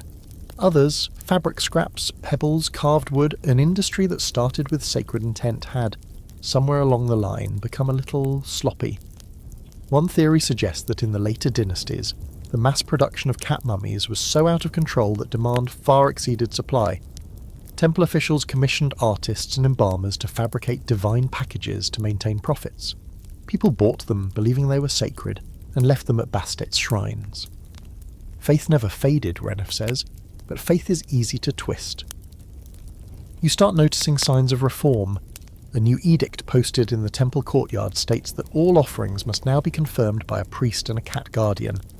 A senior priestess publicly burns 2 scrolls labelled duplicate inventory, and there's a fresh smell of juniper cleansing the accounting room. But it's not all repentance. Later you catch a novice sneaking out of the storage wing with a tiny bronze cat figurine tucked into his belt sash. He locks eyes with you, hesitates, then disappears into the shadows. You don't report him. You just shake your head and make a mental note to offer extra milk tomorrow morning. Because here's the thing about cats, divine or not, they can't be bribed. They don't care about your ledgers, your offerings, or your fancy speeches. They know when they're being lied to, and if the goddess they embody is anything like them, she'll wait. She'll watch. And when the time comes, she'll act. Silently, swiftly, and without needing anyone's permission.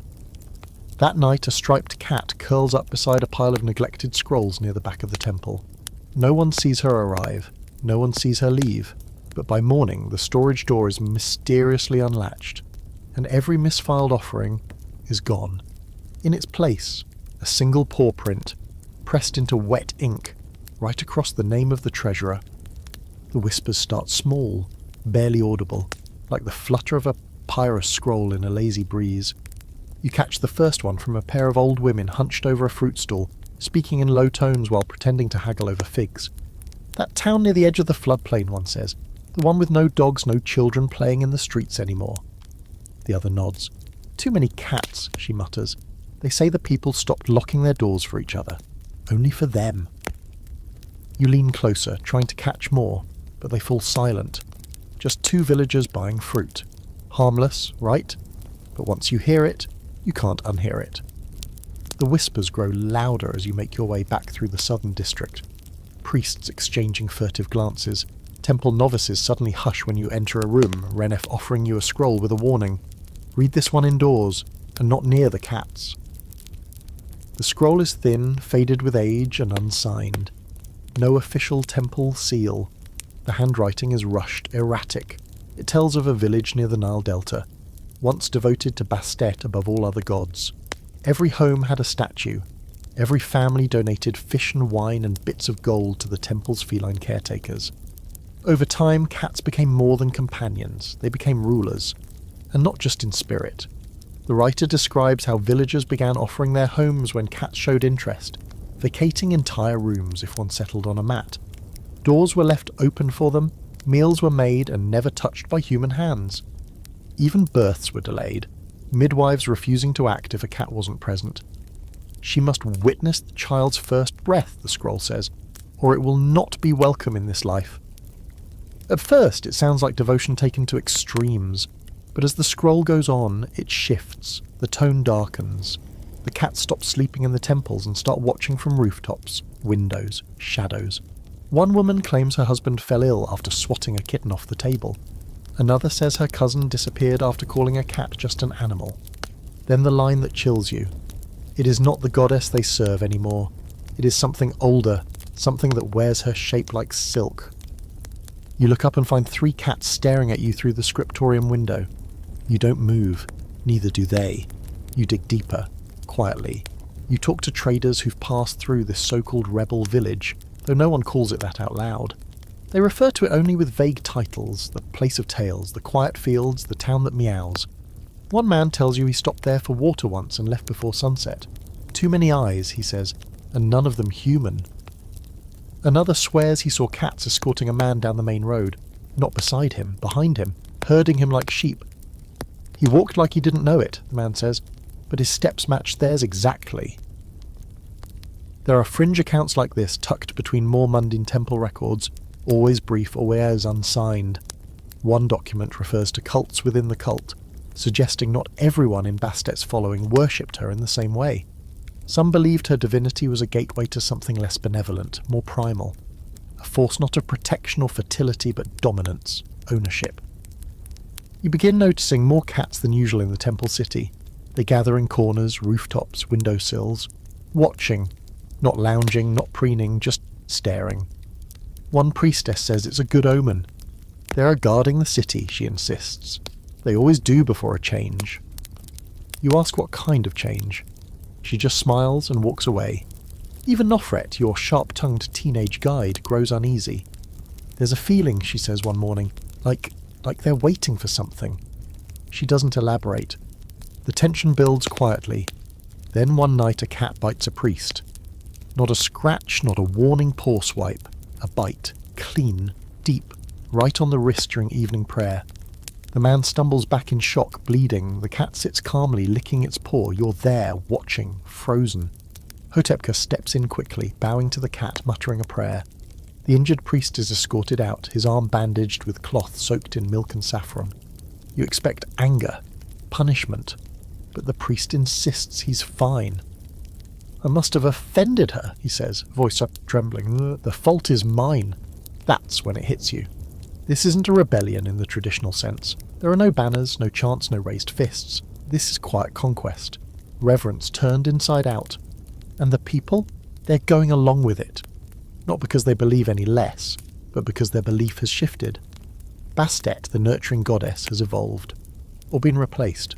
Or perhaps she was always both. You spend the next evening sitting beside the southern wall near the gate that faces the river. Cats slink past you one by one, tails brushing your sandals. A black tomcat stops and looks up at you, blinks slowly.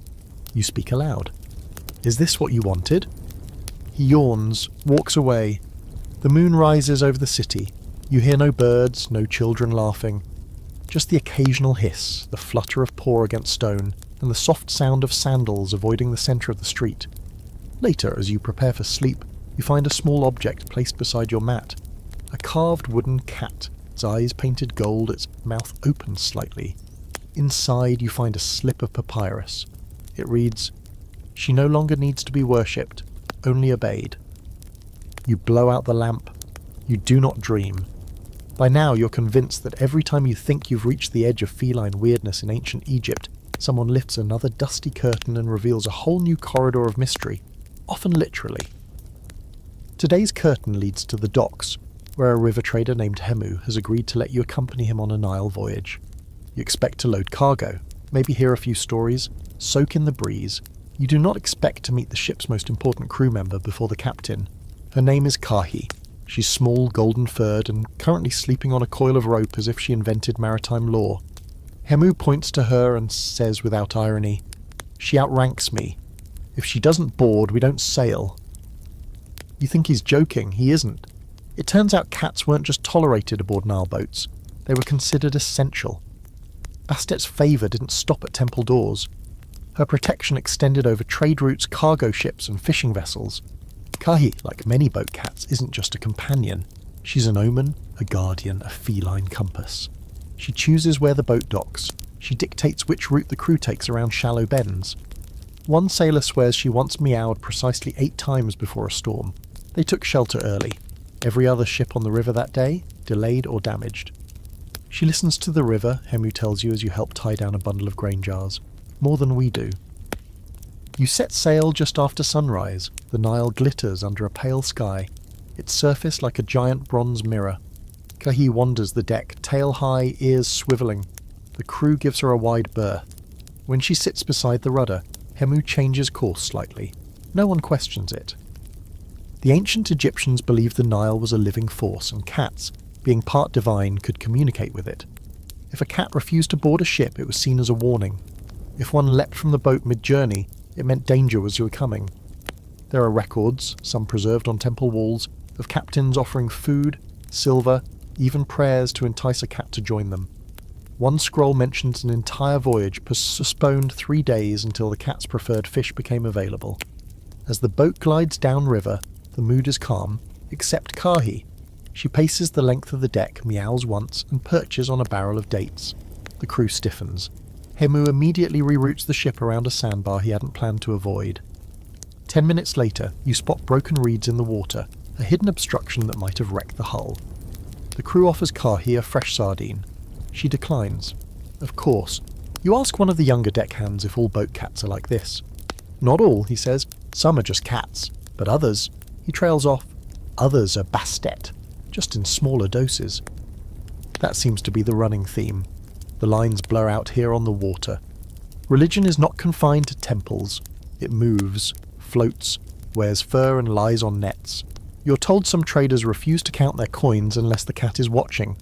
Others won't touch new cargo until it's sniffed by their ship cat. There's even a bizarre tradition of asking the cat permission to drink wine on feast days. If the cat sneezes, it's a yes. If it walks away, you stick with water. There's a fringe legend, you're told, around the campfire after the boat anchors near a quiet riverbank for the night. The fire crackles, the stars spill across the sky, and someone brings out date beer. Hemu leans close and says, "Some say there's a ship that only appears on moonless nights. Silent, black sails, no crew except cats." You smirk. "I'm serious," he insists. "They say it sails between the realms of the living and the dead, carrying messages for Bastet, or warnings. If you see it, you drop to your knees. You don't look the cats in the eye. If you're lucky, they pass you by. If not..." He makes a slashing gesture across his throat. Dramatic, sure, but no one else laughs. One crew member chimes in with a tale of a sailor who stole from a shrine. Gold, nothing big, just an amulet. Thought he'd gotten away with it. The next morning he woke up to find his boat crawling with cats, dozens, maybe hundreds. Silent, still, staring. He returned the amulet the same day, walked it all the way back upriver barefoot. Said the silence was the worst part. And then there's the boat itself. Many river vessels have small shrines carved into their bow, some for Isis, others for Ra. But Hemu's boat, it has a tiny gilded figure of Bastet nestled inside the captain's cabin, surrounded by dried flowers and 3 small fish bones arranged in a fan. It's not just for show. Each night Kahi touches her nose to the figure before curling up near the tiller. You realise the boat isn't just sacred because it's a vessel, it's sacred because the cat is here. Her presence turns the ship into a moving temple. Wherever she is, the goddess is. And wherever the goddess is, you don't make mistakes. You don't swear loudly, you don't complain about the heat. You definitely don't touch the cargo without asking first. It's not superstition. It's protocol. The next morning, Kahi wakes early, climbs the mast, and yowls at nothing. Hemu takes this as a sign to dock early. You pull into a quiet village just as another trader rushes in, shouting of a collapsed embankment a few miles upriver. 2 boats damaged. Yours is untouched. No one says thank you to the cat. They just place a bowl of cream near her favourite sun patch and offer her silence. You do the same. When it's time to part ways, Kahi actually walks up to you. She headbutts your leg, once, then returns to her perch without a glance back. Hemu smiles. She's never done that to a passenger before. You smile back, and silently promise to never board a boat without checking for paw prints first. You're back on solid ground now, your legs still swaying slightly from days on the Nile, but your destination today is far more grounded, and far more unnerving. You've been invited to observe a ritual held only once every lunar cycle, the Judgment of the Dead, conducted not for the kings and nobles laid in gilded tombs, but for common folk, the bakers, fishmongers, potters and goat herders who still want a little divine attention when they cross to the next life. And yes, as you've probably guessed by now, cats are involved. Heavily. The Temple of Bastet has a side chamber you haven't seen before. It's cool and dark, lit only by blue-tinged lanterns that flicker against walls carved with rows of feline figures, all of them seated, tails curled, heads tilted just slightly, like they're listening, watching, judging, No statues of Anubis here, no jackals, no scales, no hearts weighed against feathers. This is Bastet's domain, and her courtroom is silent. You're told to remove your sandals before entering. The priest leading the ceremony, thin, pale, and wrapped in silver-dyed linen, doesn't say much, just points to a mat and instructs you to sit. Around you, a semicircle of mourners kneels beside a wrapped figure. The deceased is a woman, her hands painted with henna, a necklace of tiny fish bones resting on her chest. She was a midwife, someone whispers. Beloved, devout, loved cats. Apparently that last part matters a lot. The priest lights a cone of incense and begins the ritual. Soft chanting in an older dialect, one you barely recognise, fills the chamber. And then, as if summoned by the words alone, the cats arrive. 3 of them. One pure white, one ash grey, and one so dark it seems to absorb the firelight. They move in with purpose, not guided, not prompted. They just know. The white cat circles the body.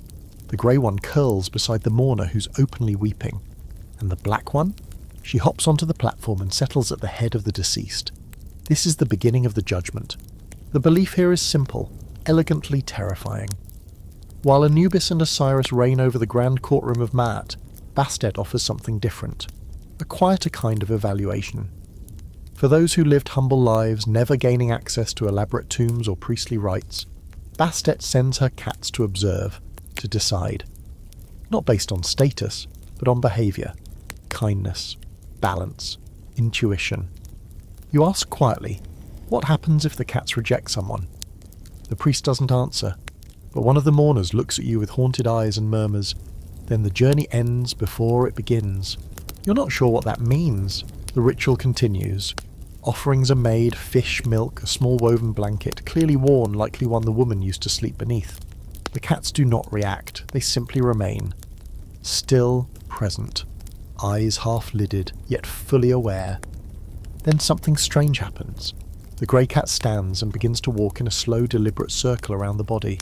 Once, twice, 3 times. She stops, meows once. The priest nods. She is accepted. The mood in the room shifts like a wave of wind passing through silk. Relief floods the mourners. Someone lets out a breath they didn't know they were holding. The priest offers a final prayer, seals the offering dish with wax, and places it beside the deceased's head. The cats vanish as quietly as they came. Later you ask Renef if this is common. More than you think, he says. Not every judgment is formal. Sometimes a cat will simply appear at the foot of a dying person's bed. Stay there. Watch. That is considered a sign of passage. And if no cat comes, he shrugs. Then it means their soul must face another path, perhaps harsher, perhaps delayed. There are stories, ones you find scratched into the margins of old funerary scrolls, about individuals who bribed cat handlers to borrow sacred cats for the ritual. It never ended well. One scroll simply notes, "He stole her gaze, she returned it sharpened." Another mentions a thief whose judgment cat scratched his face before turning and walking away. He died before sunrise, reportedly with claw marks still visible. You learn about a rare role in the temple called the Whiskered Witness. These are not priests, they're individuals chosen, usually by the cats themselves, to attend deathbeds, bearing feline company. They say little, sleep even less, and are almost always seen with at least one cat nearby. One such witness, a woman named Pamiu, is said to have sat with over 100 souls. She never spoke during their passing, just waited until the cat moved, then she left. Some modern scholars brush all this aside as metaphor. They argue that cats, being naturally drawn to warmth and quiet, often appeared at moments of stillness, like death.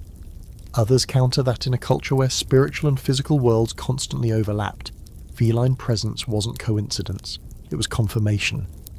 You can't stop thinking about the black cat who sat at the woman's head. She didn't move the entire ceremony, didn't blink, she simply watched. And now, back in your chamber, her image lingers. When you close your eyes, you see her perched there, silent, eternal, guarding something you'll never fully understand. You lie down. The room is still. Then a weight. Small, warm, soft. A cat has climbed onto your chest. She lies down, purrs once, and you feel a strange calm wash over you, heavy and final and kind. You don't dare open your eyes. You don't need to. You've been seen. You're not sure what you expect when the temple elders mention a ruler who walked against the cats. Maybe a confused reformer, some poor soul who misunderstood the rituals, or a foreign-born noble who preferred dogs. What you do not expect is a full dossier on a pharaoh Nebem-Hotep II with ink-scorched records, half-erased murals, and stories that make priests squint toward the floor and mutter, "We do not speak of him." But you're you. You dig anyway. Nebem-Hotep came to power during a time of drought, civil unrest, and growing fatigue with the endless obligations to temples and gods, and he had ideas, dangerous ones, reform, efficiency, streamlining the divine, as one document phrased it. He believed too many resources were tied up in religious offerings, especially to Bastet. He saw temples bursting with fish, oils and linen while farmers starved in their fields. He wanted to redistribute that wealth. Noble goal, terrible execution. It started with cuts to feline-related festivals. Fewer sacred cats assigned to households, less incense burned during the Night of Whispers, and then, heresy of heresies, he shut down a temple entirely. Not a major one, but a modest shrine to Bastet in a border village. He ordered the cats there released into the wild. "They are animals," he reportedly said, "not oracles." That quote, by the way, is carved into a broken tablet found beneath the remains of his summer palace. It's the only surviving piece of that structure. Everything else was scorched to dust. You press Renef for details. He groans, rubs his temples, and finally says, "Let me show you something." He leads you down into one of the lowest archive chambers, a place where even the scribes go reluctantly. The walls are covered in faded warnings. Not curses, not traps, just reminders. Words like humility, balance, remembrance. In the centre is a small statue. At first it seems like any other, feline, elegant, obsidian. But the inscription beneath it is odd. She watched him speak, and then she waited. When the time came, she moved her paw. That's all it says, but nearby someone, centuries ago, added a line in red ink, barely legible now. The throne held no warmth after her tail passed beneath it. You ask what it means. Renef doesn't answer directly, just tells you the story the old priests whisper to each other when the wind is high and the cats are restless. After Nebem-Hotep's cuts, strange things started happening. The palace cats, once silent companions, grew agitated. One reportedly attacked the vizier during a council meeting. Another was found sitting atop the king's wine cup, unmoving, hissing whenever anyone tried to remove it. The pharaoh declared it an omen of jealousy from temple priests. "They train these beasts to make me look weak," he spat, according to one scribe.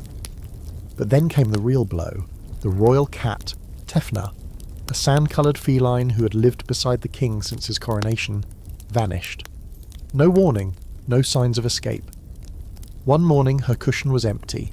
The palace panicked. Offerings were made, rooms cleansed. Still nothing. 3 days later the Nile receded unusually fast.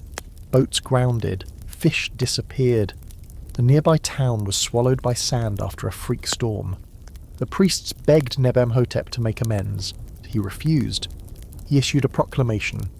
The goddess no longer rules. The king speaks alone.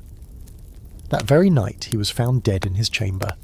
No wounds, no marks, just wide-eyed, face contorted, arms rigid at his sides. And beside him, according to the most persistent version of the tale, was Tefnah, silent, grooming her paws. You raise a brow. Coincidence, you ask? Renef just shrugs. Perhaps, but who buried him? You frown. The priests? No, Renef says. No one. There is no tomb for Nebem-Hotep II, no burial chamber, no funerary rites. His name was struck from temple records, his statue buried upside down, and his successor declared chosen by the goddess to restore balance. That successor built 3 new Bastet shrines within the first year of rule. One of them sits on the very foundation of the Nebem-Hotep's lost palace. Modern Egyptologists are divided. Some believe the story is myth, an example of political propaganda spun into divine justice. Others point to the rapid decline in cat-related temple interference in the century following Nebem-Hotep's death.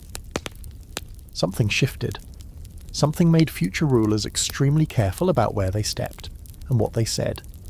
There's even an odd little scarab charm unearthed in Memphis engraved with the phrase, "The poor has memory." No one knows exactly when it was made or who commissioned it, but it's been found in over a dozen burial sites from different periods, always near the feet. You spend hours reading fractured scrolls about the king's downfall. Every version ends differently. In one, he begged for forgiveness. In another, he tried to sacrifice a cat to prove his dominance and was strangled in his sleep. In yet another, Amur, he was simply erased, so thoroughly and so efficiently that his legacy survives only in whispers, shadows, and scattered fragments of ruined stone. But every version agrees on one thing: the cats never returned to the palace. They stayed at the temples, where they belonged. That night you passed by the statue in the low chamber again. The one with no eyes, just a smooth face and that single sentence. She waited. You pause, listen, and for just a moment you think you hear something. A soft sound like claws on stone, a low purr echoing from behind the walls. You turn, nothing's there, but you bow anyway, because you're not Nebem-Hotep, and you'd like to keep it that way. You'd think that after 24 temple tours, a military cat parade, and a ghost feline encounter or 3, you'd have hit the ceiling on cat-related surprises in ancient Egypt. But nope. Today you're standing in a chamber painted wall-to-wall in swirling hieroglyphs and unfamiliar gods, and every single one of them has one thing in common. They've got a tail. This is the meow mix of gods, as Renef jokingly calls it, a quiet, rarely visited annex of the temple reserved for transitional iconography. Translation: the stuff they weren't quite sure what to do with. The walls are littered with strange hybrids. Bastet's face fused with goddesses you don't recognise. One mural shows her budging with Hathor, complete with cow horns and a feline snarl. Another pairs her with Sekhmet mid-transformation, half purring, half roaring. And the further you look, the weirder it gets. One god has 6 eyes, another has 2 tails. One looks like a lioness with wings and a halo of stars, cradling a kitten in one hand and a bloody sword in the other. Renef explains this is where the lines blur, where feline divinity spills beyond Bastet and into other pantheons. Cats were so important, they didn't stay in one lane, he says. They infiltrated everything. You glance around at the half-feline, half-everything figures and wonder if infiltrate is putting it mildly. Turns out Bastet wasn't always separate from the rest. In some periods, she was a composite, a piece of a larger divine puzzle. Her feline identity was applied like gold leaf, layered onto whatever aspect needed softening or sharpening. In certain regional temples, Bastet was invoked not as a standalone goddess, but as an aspect of Isis, the mother goddess. In others, she took on attributes of Ma'at, the personification of cosmic order. Even Thoth, god of wisdom, scribe of the gods, is depicted once or twice with a cat's head instead of his usual ibis, though scholars argue over whether this was a local variation or a scribe having a very bad day. You find a cracked slab in the corner, its edges worn smooth. On it, a procession of cats is shown walking beside Anubis. Not just beside him, they're leading him, guiding the god of the dead. Renef points to it and says, that's the Temple of Two Shadows. Supposedly a short-lived sect that believed Bastet led souls to judgment, not Anubis. That her cats carried the truth of a person's car in their eyes. One look and they'd know. Modern historians argue fiercely over this. Some say these syncretic forms were nothing more than local deviations, artistic experiments by creative priests or ambitious temple painters. Others think it reflects something deeper, that feline divinity was so pervasive it naturally seeped into every corner of religious thought. In a world already built on layers of meaning, adding a cat's gaze to a god's identity wasn't just logical, it was necessary. And then there are the foreign gods. You're led to a room deeper in the temple annex, dimly lit, heavy with the smell of old resin and long-extinguished oil lamps. On one wall, a Greek-style mural has been added post-conquest. It shows the goddess Artemis, bow in hand, flowing robe, and at her feet, a lynx, not a hunting dog, not a deer, a cat. In another corner there's a Persian-inspired relief of Anahita, goddess of waters and fertility, flanked by 2 large wildcats, each wearing lotus crowns. Renef taps this one. Imported reverence, he says. Foreign dignitaries came bearing their own cat worship traditions, and Egypt said, we can work with that. Egypt wasn't just influencing the world with cats, it was absorbing the world's own feline reverence and remixing it. Trading routes brought spices, jewellery and strange ideas, and everywhere those ships went, someone, somewhere brought a cat. The Greeks had their own sacred felines, the Persians worshipped divine lions. Even the Nubians had cat-like totems in their older mythologies. In Egypt, all of it got stirred into the divine stew. Renef hands you a rolled scroll from a dusty shelf labelled Unconfirmed Syncretisms. You unroll it carefully. On the papyrus, two gods face each other. One, clearly Bastet, her feline head serene and watchful. The other, a shape-shifting god from a faraway land, part snake, part jackal, cloaked in feathers and stars. Between them, a cat sits. No adornment, no explanation. She might be the bridge, Renef murmurs, or the lock. You ask if anyone still worships these blended forms. Not openly, he says, but there are groups, hermit priests, desert dwellers who believe the purest form of Bastet isn't found in statues, but in transformation. You don't know what to do with that. The temple has always presented Bastet as a singular stable figure. Protector, nurturer, judge. But here in the dusty margins of doctrine, she's fluid. She shifts. She inhabits other gods like a whisper in their ear. She doesn't ask to be included. She just is. Later you find a tablet depicting a ritual called the Festival of the Veiled Cat. According to the inscription, it was a celebration held once every 7 years in a now vanished city near the Red Sea. During the festival, priests would wear feline masks, not of Bastet, but of other gods, gods you've never heard of. Names worn smooth by time, their purpose, to remind people that divinity was not fixed, that the cat could be anyone. That night, in your chamber, you see a cat curled near the window, pale grey, eyes shining. Not one you've seen before. You blink. She's gone. You check the floor. No paw prints, but on your pillow someone has placed a small clay charm. 2 faces on one head. One smiles, the other stares blankly ahead. You lie down slowly and wonder, was she Bastet? Or someone else entirely? There's a particular smell that hits you before you even see their place. Something musky, spiced, and just a little bit wrong, not rotting exactly. More like a perfume trying to cover something that doesn't want to stay hidden.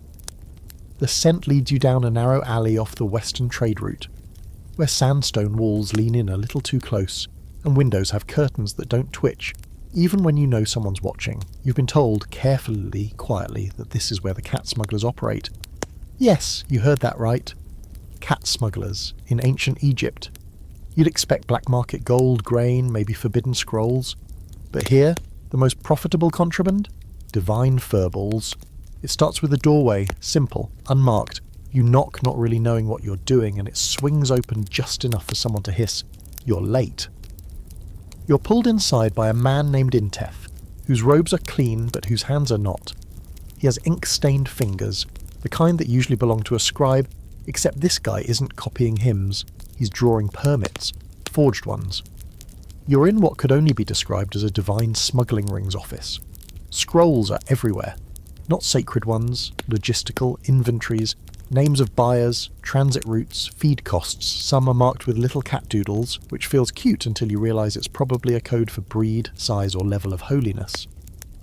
Intef explains the basics without much prompting. The temple cats, especially those bred from high-ranking lines, aren't just worshipped. They're coveted. Foreign dignitaries want them. Nobles from distant provinces want them.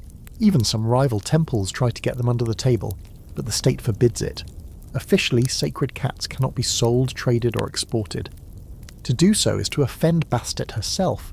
But if there's one thing humans are good at, it's breaking rules for profit.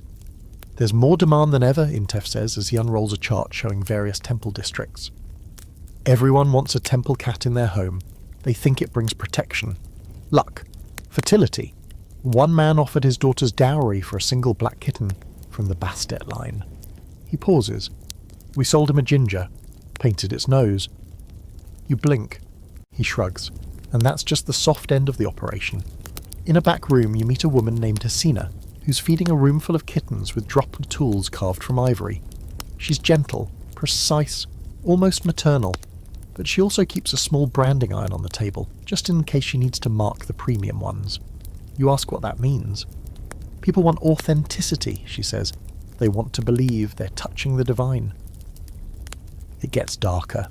Some smugglers have been caught stealing cats directly from temple precincts, slipping in during festivals when crowds are thick, or bribing low-ranking acolytes to misplace a kitten for the right price. Others breed lookalikes, feeding them temple incense to try and mimic the sacred scent. One group even staged a fake oracle event, convincing villagers their hand-raised cat was a divine messenger. They charged 3 goats per meow. And what happens when they're caught? Public shaming usually, Intef says.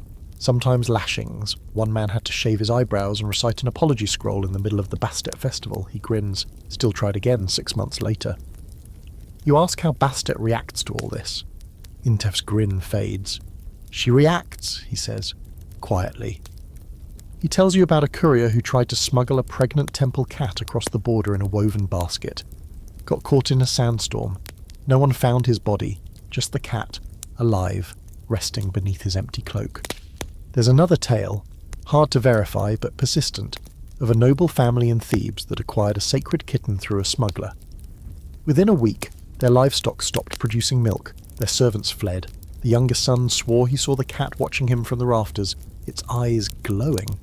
Eventually the family sent the kitten back, but the temple refused to take it. It's hers now, the high priest had said. You'll have to live with what you invited.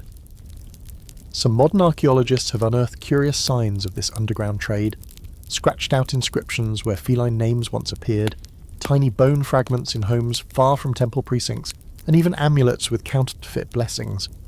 One infamous find includes a storage jar marked "Sacred Milk Handle with Piety," that when opened contained nothing but grain and a dried mouse skull.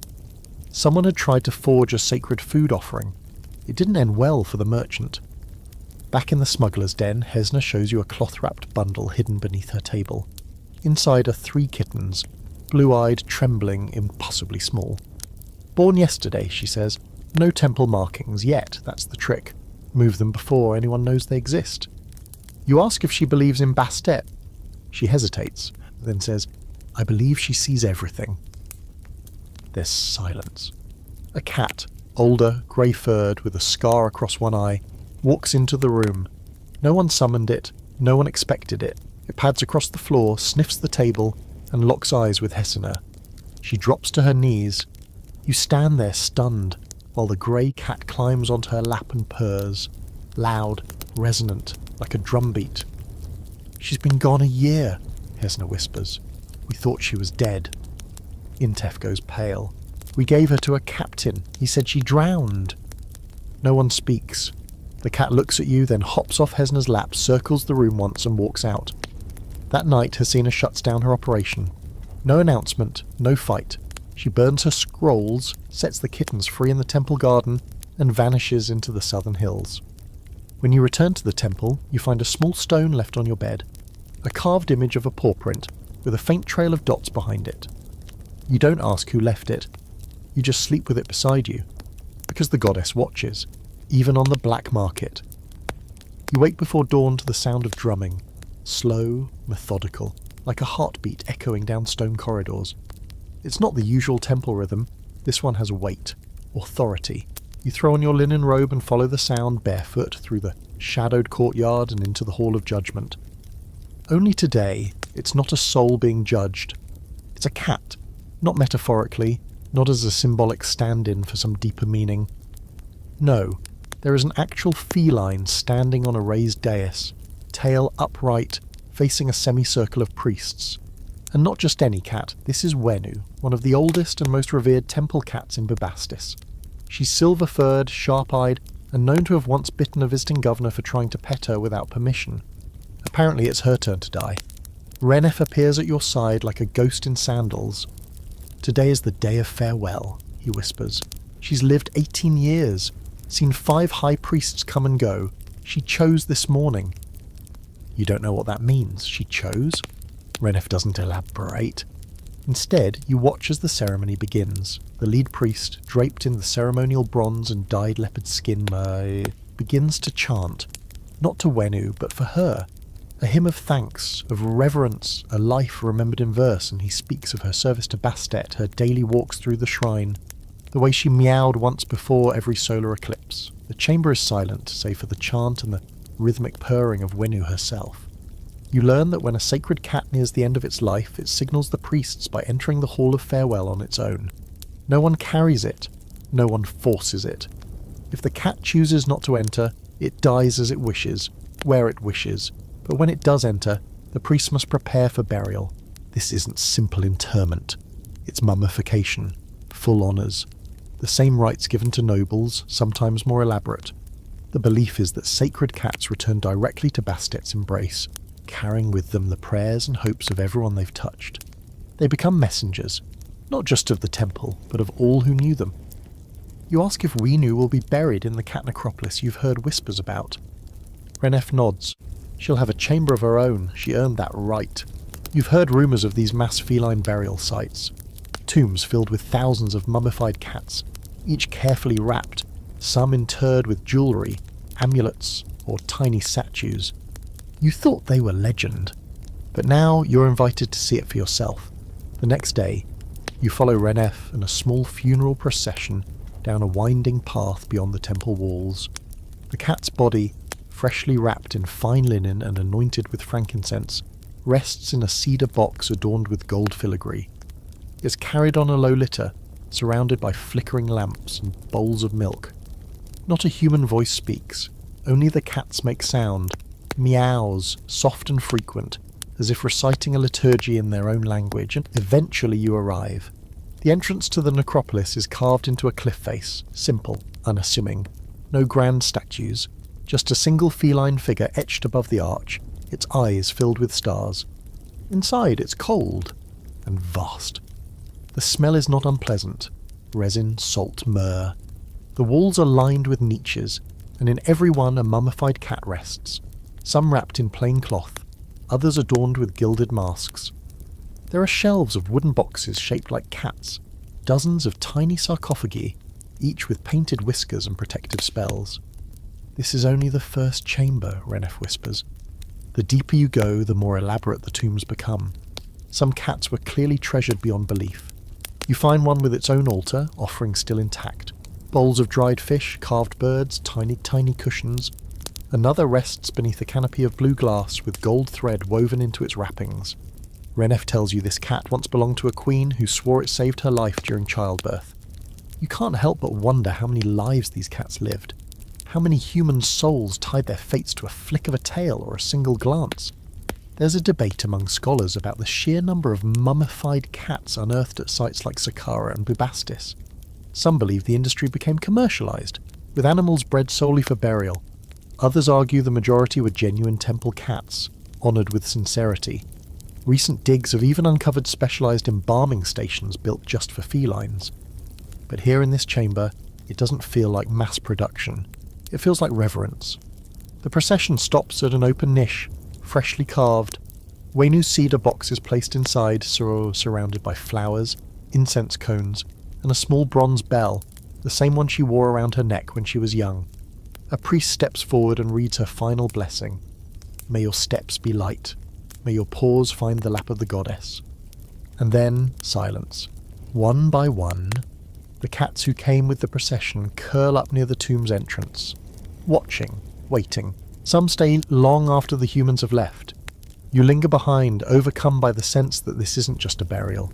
It's a handoff, a passing of wisdom of unseen power from one feline to the next. Later you ask Renef what happens next. A new one will rise, he says. Always does. We don't choose her. She chooses us. And sure enough, by the time you return to the temple, there's a tiny black kitten sleeping on the main altar. No one knows where she came from. No one dares move her. You bend to stroke her back. She opens her eyes, golden and ancient. By now, you've seen cats worshipped, judged, buried with honours, and possibly imbued with the power to smite entire dynasties. But what you haven't seen, not yet, is a cat become a god right in front of your eyes. That's what today is about. No temple rituals, no incense haze, just a town square, a painted platform, and one very unbothered tabby named Jesseret, currently licking her paw like she hasn't been declared a living incarnation of Bastet. The festival is called the Day of Manifestation. It only happens once every 24 years, when the high priests and priestesses announce that the goddess has taken temporary form in a living cat, and this year, Gesseret, who, according to the temple gossip, wandered in from the reeds behind the granary one morning and promptly claimed a priest's favourite cushion. Within a week, every other cat had vacated her space. She began sitting on the altar uninvited, and when a young novice tripped during a reading, Gesseret leapt into his lap and began purring so loudly he forgot his panic and finished the verse perfectly. That's how you get the job, apparently. The idea of a living goddess cat isn't new, but it's rare. The title Netjeret Ira, meaning divine one of the sun, is only given when a cat is believed to be more than just sacred, when she's Bastet herself, walking the earth, not a symbol, not a representative, the real deal, a literal deity wrapped in fur and attitude. The town has transformed. Everywhere you turn, banners flutter with Gesseret's likeness. Gold stripes, green eyes, tail curled like a question mark. Merchants sell amulets shaped like her. Children wear clay masks with tiny feline noses. You spot a potter offering blessed dishes that promise to make even spoiled lentils taste divine. The level of devotion is matched only by the level of unfiltered capitalism. Renef's beside you, chewing date bread. This is the part where everyone goes temporarily insane, he mumbles. You ask if he believes she really is Bastet. He doesn't answer, just shrugs and says, "She picked her cushion, didn't she?" The festival lasts 3 days. On the first, Gesseret is paraded through the town on a litter, carried by 6 heavily perfumed priests. She wears a collar of lapis lazuli and rests on a silk cushion. Along the route, townspeople line up to kneel and offer gifts, fish, flowers, music. One woman bursts into tears just making eye contact. On the second day, the Oracle of the Poor is held. Here's how it works. People write questions on scraps of papyrus and place them in a circle around Gesseret. She's then set loose and allowed to wander. Whichever papyrus she touches is interpreted as the goddess's chosen question. That question is read aloud, and the high priestess, usually stone-faced, enters a trance to deliver Bastet's answer. You attend. You watch. One man asks if he should marry the girl from the weaver's quarter. Gesseret walks directly to his scroll, sits on it, and begins to purr. The crowd cheers. Another woman asks if her son should join the army. Gesseret hisses, knocks the scroll off the platform, and then walks away entirely. No one questions her judgment. On the third day, Gesseret disappears. It happens every time, Renef says. The cat is celebrated, exalted, revered, and then, on the final morning, gone, without a trace, no paw prints, no hair, nothing but the scent of myrrh where her cushion once lay. They return to the goddess, Renef says, like it's a weather report. But this time something strange happens. Gesseret doesn't vanish. She stays. She stretches, yawns, hops off her pedestal, and walks back into the temple courtyard like she's clocking in for work. This has never happened before. The priests panic quietly. Plans were made, final hymns written, a whole divine disappearance speech was prepared. But Gesseret's still here, still grooming herself in full view of everyone. That night, an emergency meeting is called in the temple. You're not supposed to be there, but Renef waves you in with the solemn air of a man who knows things are about to get very strange, very fast. The high priestess says, "We don't know what it means." Another priest suggests the goddess is testing them. A third proposes she's not ready to leave because the people aren't ready to be without her. Then someone raises a chilling possibility. What if she's not Bastet? Everyone goes still. You realise just how risky this all is. When you declare a living god, you're gambling. If the cat leaves, clean ending, neat story. But if she stays, what if she begins to act outside of the expected divine patterns? What if she chooses to speak, or worse, not speak when she's expected to? Already people are demanding new oracles. Some want her installed permanently on the throne of the goddess. Others are whispering that she's not a divine incarnation at all, but a test sent by Bastet to see who truly believes. You ask Renef what usually happens when things get this blurry. People build a myth, he says, then they try to control it, and when they can't, they rewrite it. The next morning, Gesseret is gone, but this time there's a message. Scratched into the clay tiles beside the altar is a single paw print, outlined in gold paint. Beneath it, a smear of wine. No human footprints nearby, no signs of entry or exit. Some say she returned to Baste, others say she was Baste, and decided to stay a while longer, watching from behind alley corners and papyrus stalks. The High Priestess issues a revised statement. She has chosen to remain unseen, but her eyes are still upon us. Merchants update their masks to show Gesseret with one eye closed, one open. Children now play a game where they leave fish and hide to see if it's taken before sunset. If it is, they say the goddess is near. And you find a small tuft of striped fur on your sleeping mat that night. You tuck it into your scroll case, and you don't ask questions, because when the goddess chooses to walk among you, you don't demand proof. You just leave the cushion out and wait. You're nearly at the end of your time in ancient Egypt. The sun hangs a little lower now. The temple's routines have started to feel familiar. Dawn prayers, the daily brushing of sacred fur, incense smoke drifting through corridors like lazy ghosts. But today isn't about rituals or judgment or some poor pharaoh being paw-slapped into divine silence. Today is about memory, specifically how the Egyptians remembered their cats, not just in mummified bundles or golden statues, but in the raw, complicated ways only grief can create. It starts when a priestess named Merit leads you through a side gate you hadn't noticed before. The path winds past the main sanctuaries, through a stand of tall papyrus, and opens into a walled garden. But there's no altar here, no crowd, just silence, quiet as snowfall, and tombstones. Dozens of them, maybe hundreds, each one small, no taller than your knee, some carved from alabaster, some from terracotta, some just sun-baked mud brick, their inscriptions faint and crumbling, but everyone bears the shape of a cat. This is the Garden of the Departed Whiskers, Merit says, not joking. That's its real name, a cemetery reserved for non-sacred cats. Not temple animals, not oracles, just companions, pets. You feel something tighten in your chest. She walks you to a marker shaped like a curled cat, its face rubbed smooth by centuries of wind. The inscription reads, "To Titi, who slept beside me through 13 harvests and never judged my snoring." You laugh, quietly, then realise your throat's tight. Merit explains that while sacred cats were mummified and entombed in temple crypts, the everyday cats, the kitchen hunters, the lap warmers, the ones who knocked over ink pots and purred through funerals, got their own kind of remembrance. Families who could afford it would commission small markers. Some included poems, others had crude little statues placed above the burial site. Most had names, all had stories. There's a tablet that reads, "For Baku, who chased demons from the nursery." Another says, "To Senna, who returned after drowning and lived 2 lives." You sit beside one marked only with a simple drawing, a paw print and a spiral sun.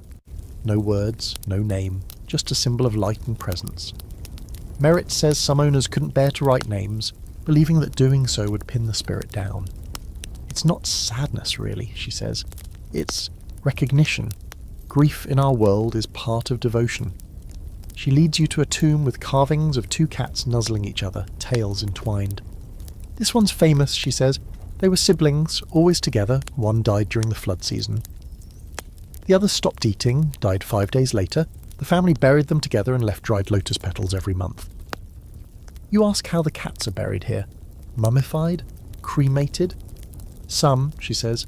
Most were simply wrapped, linen and herbs. The family would light a candle, say a prayer, and whisper the cat's favourite sound. Favourite sound, you ask? Some liked clapping, some liked the sound of a bell. One family used to meow 3 times and then say goodbye. It's overwhelming in a quiet way. You'd seen gods in fur, you'd seen cats decide wars, end kings, guide the dead. But here they're just loved, deeply, humbly, grief laid bare beneath the Egyptian sun. There's a debate in modern archaeology about the line between sacred and domestic in Egyptian feline culture. Some scholars argue that there was no line, that every cat, temple-bound or not, existed somewhere on a spectrum of divinity. Others believe the distinction was sharp. A temple cat was divine, a home cat merely beloved. But if this cemetery proves anything, it's that the people didn't care about distinctions. They loved the animals as beings, not symbols. In one corner of the garden, a family has left small toys, miniature wooden mice, a painted feather on a string, and a cracked bowl with faded milk stains. You ask Merritt who maintains the garden. She gestures to a young girl sitting in the shade nearby, combing the fur of a sleepy grey tomcat. Her family's done it for 5 generations, Merritt says. It's passed down like land or jewellery. She knows every name here. You wave. The girl smiles and meows at you. The tomcat lifts its head, blinks slowly, then resumes napping. As you walk back toward the main temple, you pass one final marker. This one stands taller than the rest, shaped like an obelisk with the image of a human hand touching a cat's paw. There's only one sentence carved beneath it. She stayed with me until the end, and I followed her into the dark. No name, no owner, just mutual devotion, etched in stone. That night, in your chamber, a cat you haven't seen before slips in through the open window. Pale beige, long tail, faint scar near its ear. It doesn't meow, just hops onto your bed, curls against your side and falls asleep. You don't move, you don't ask who it is. You just lie there, listening to its breathing, thinking about all the names carved in stone, all the stories wrapped in linen, all the love passed quietly between species across time. Because whether they were gods, guides, hunters, or nuisances, the cats of ancient Egypt were remembered not just for their divinity, but for their presence, their comfort, their absolute unshakable catness. And maybe that was always the point. Maybe being loved, truly and fully, was the highest form of worship.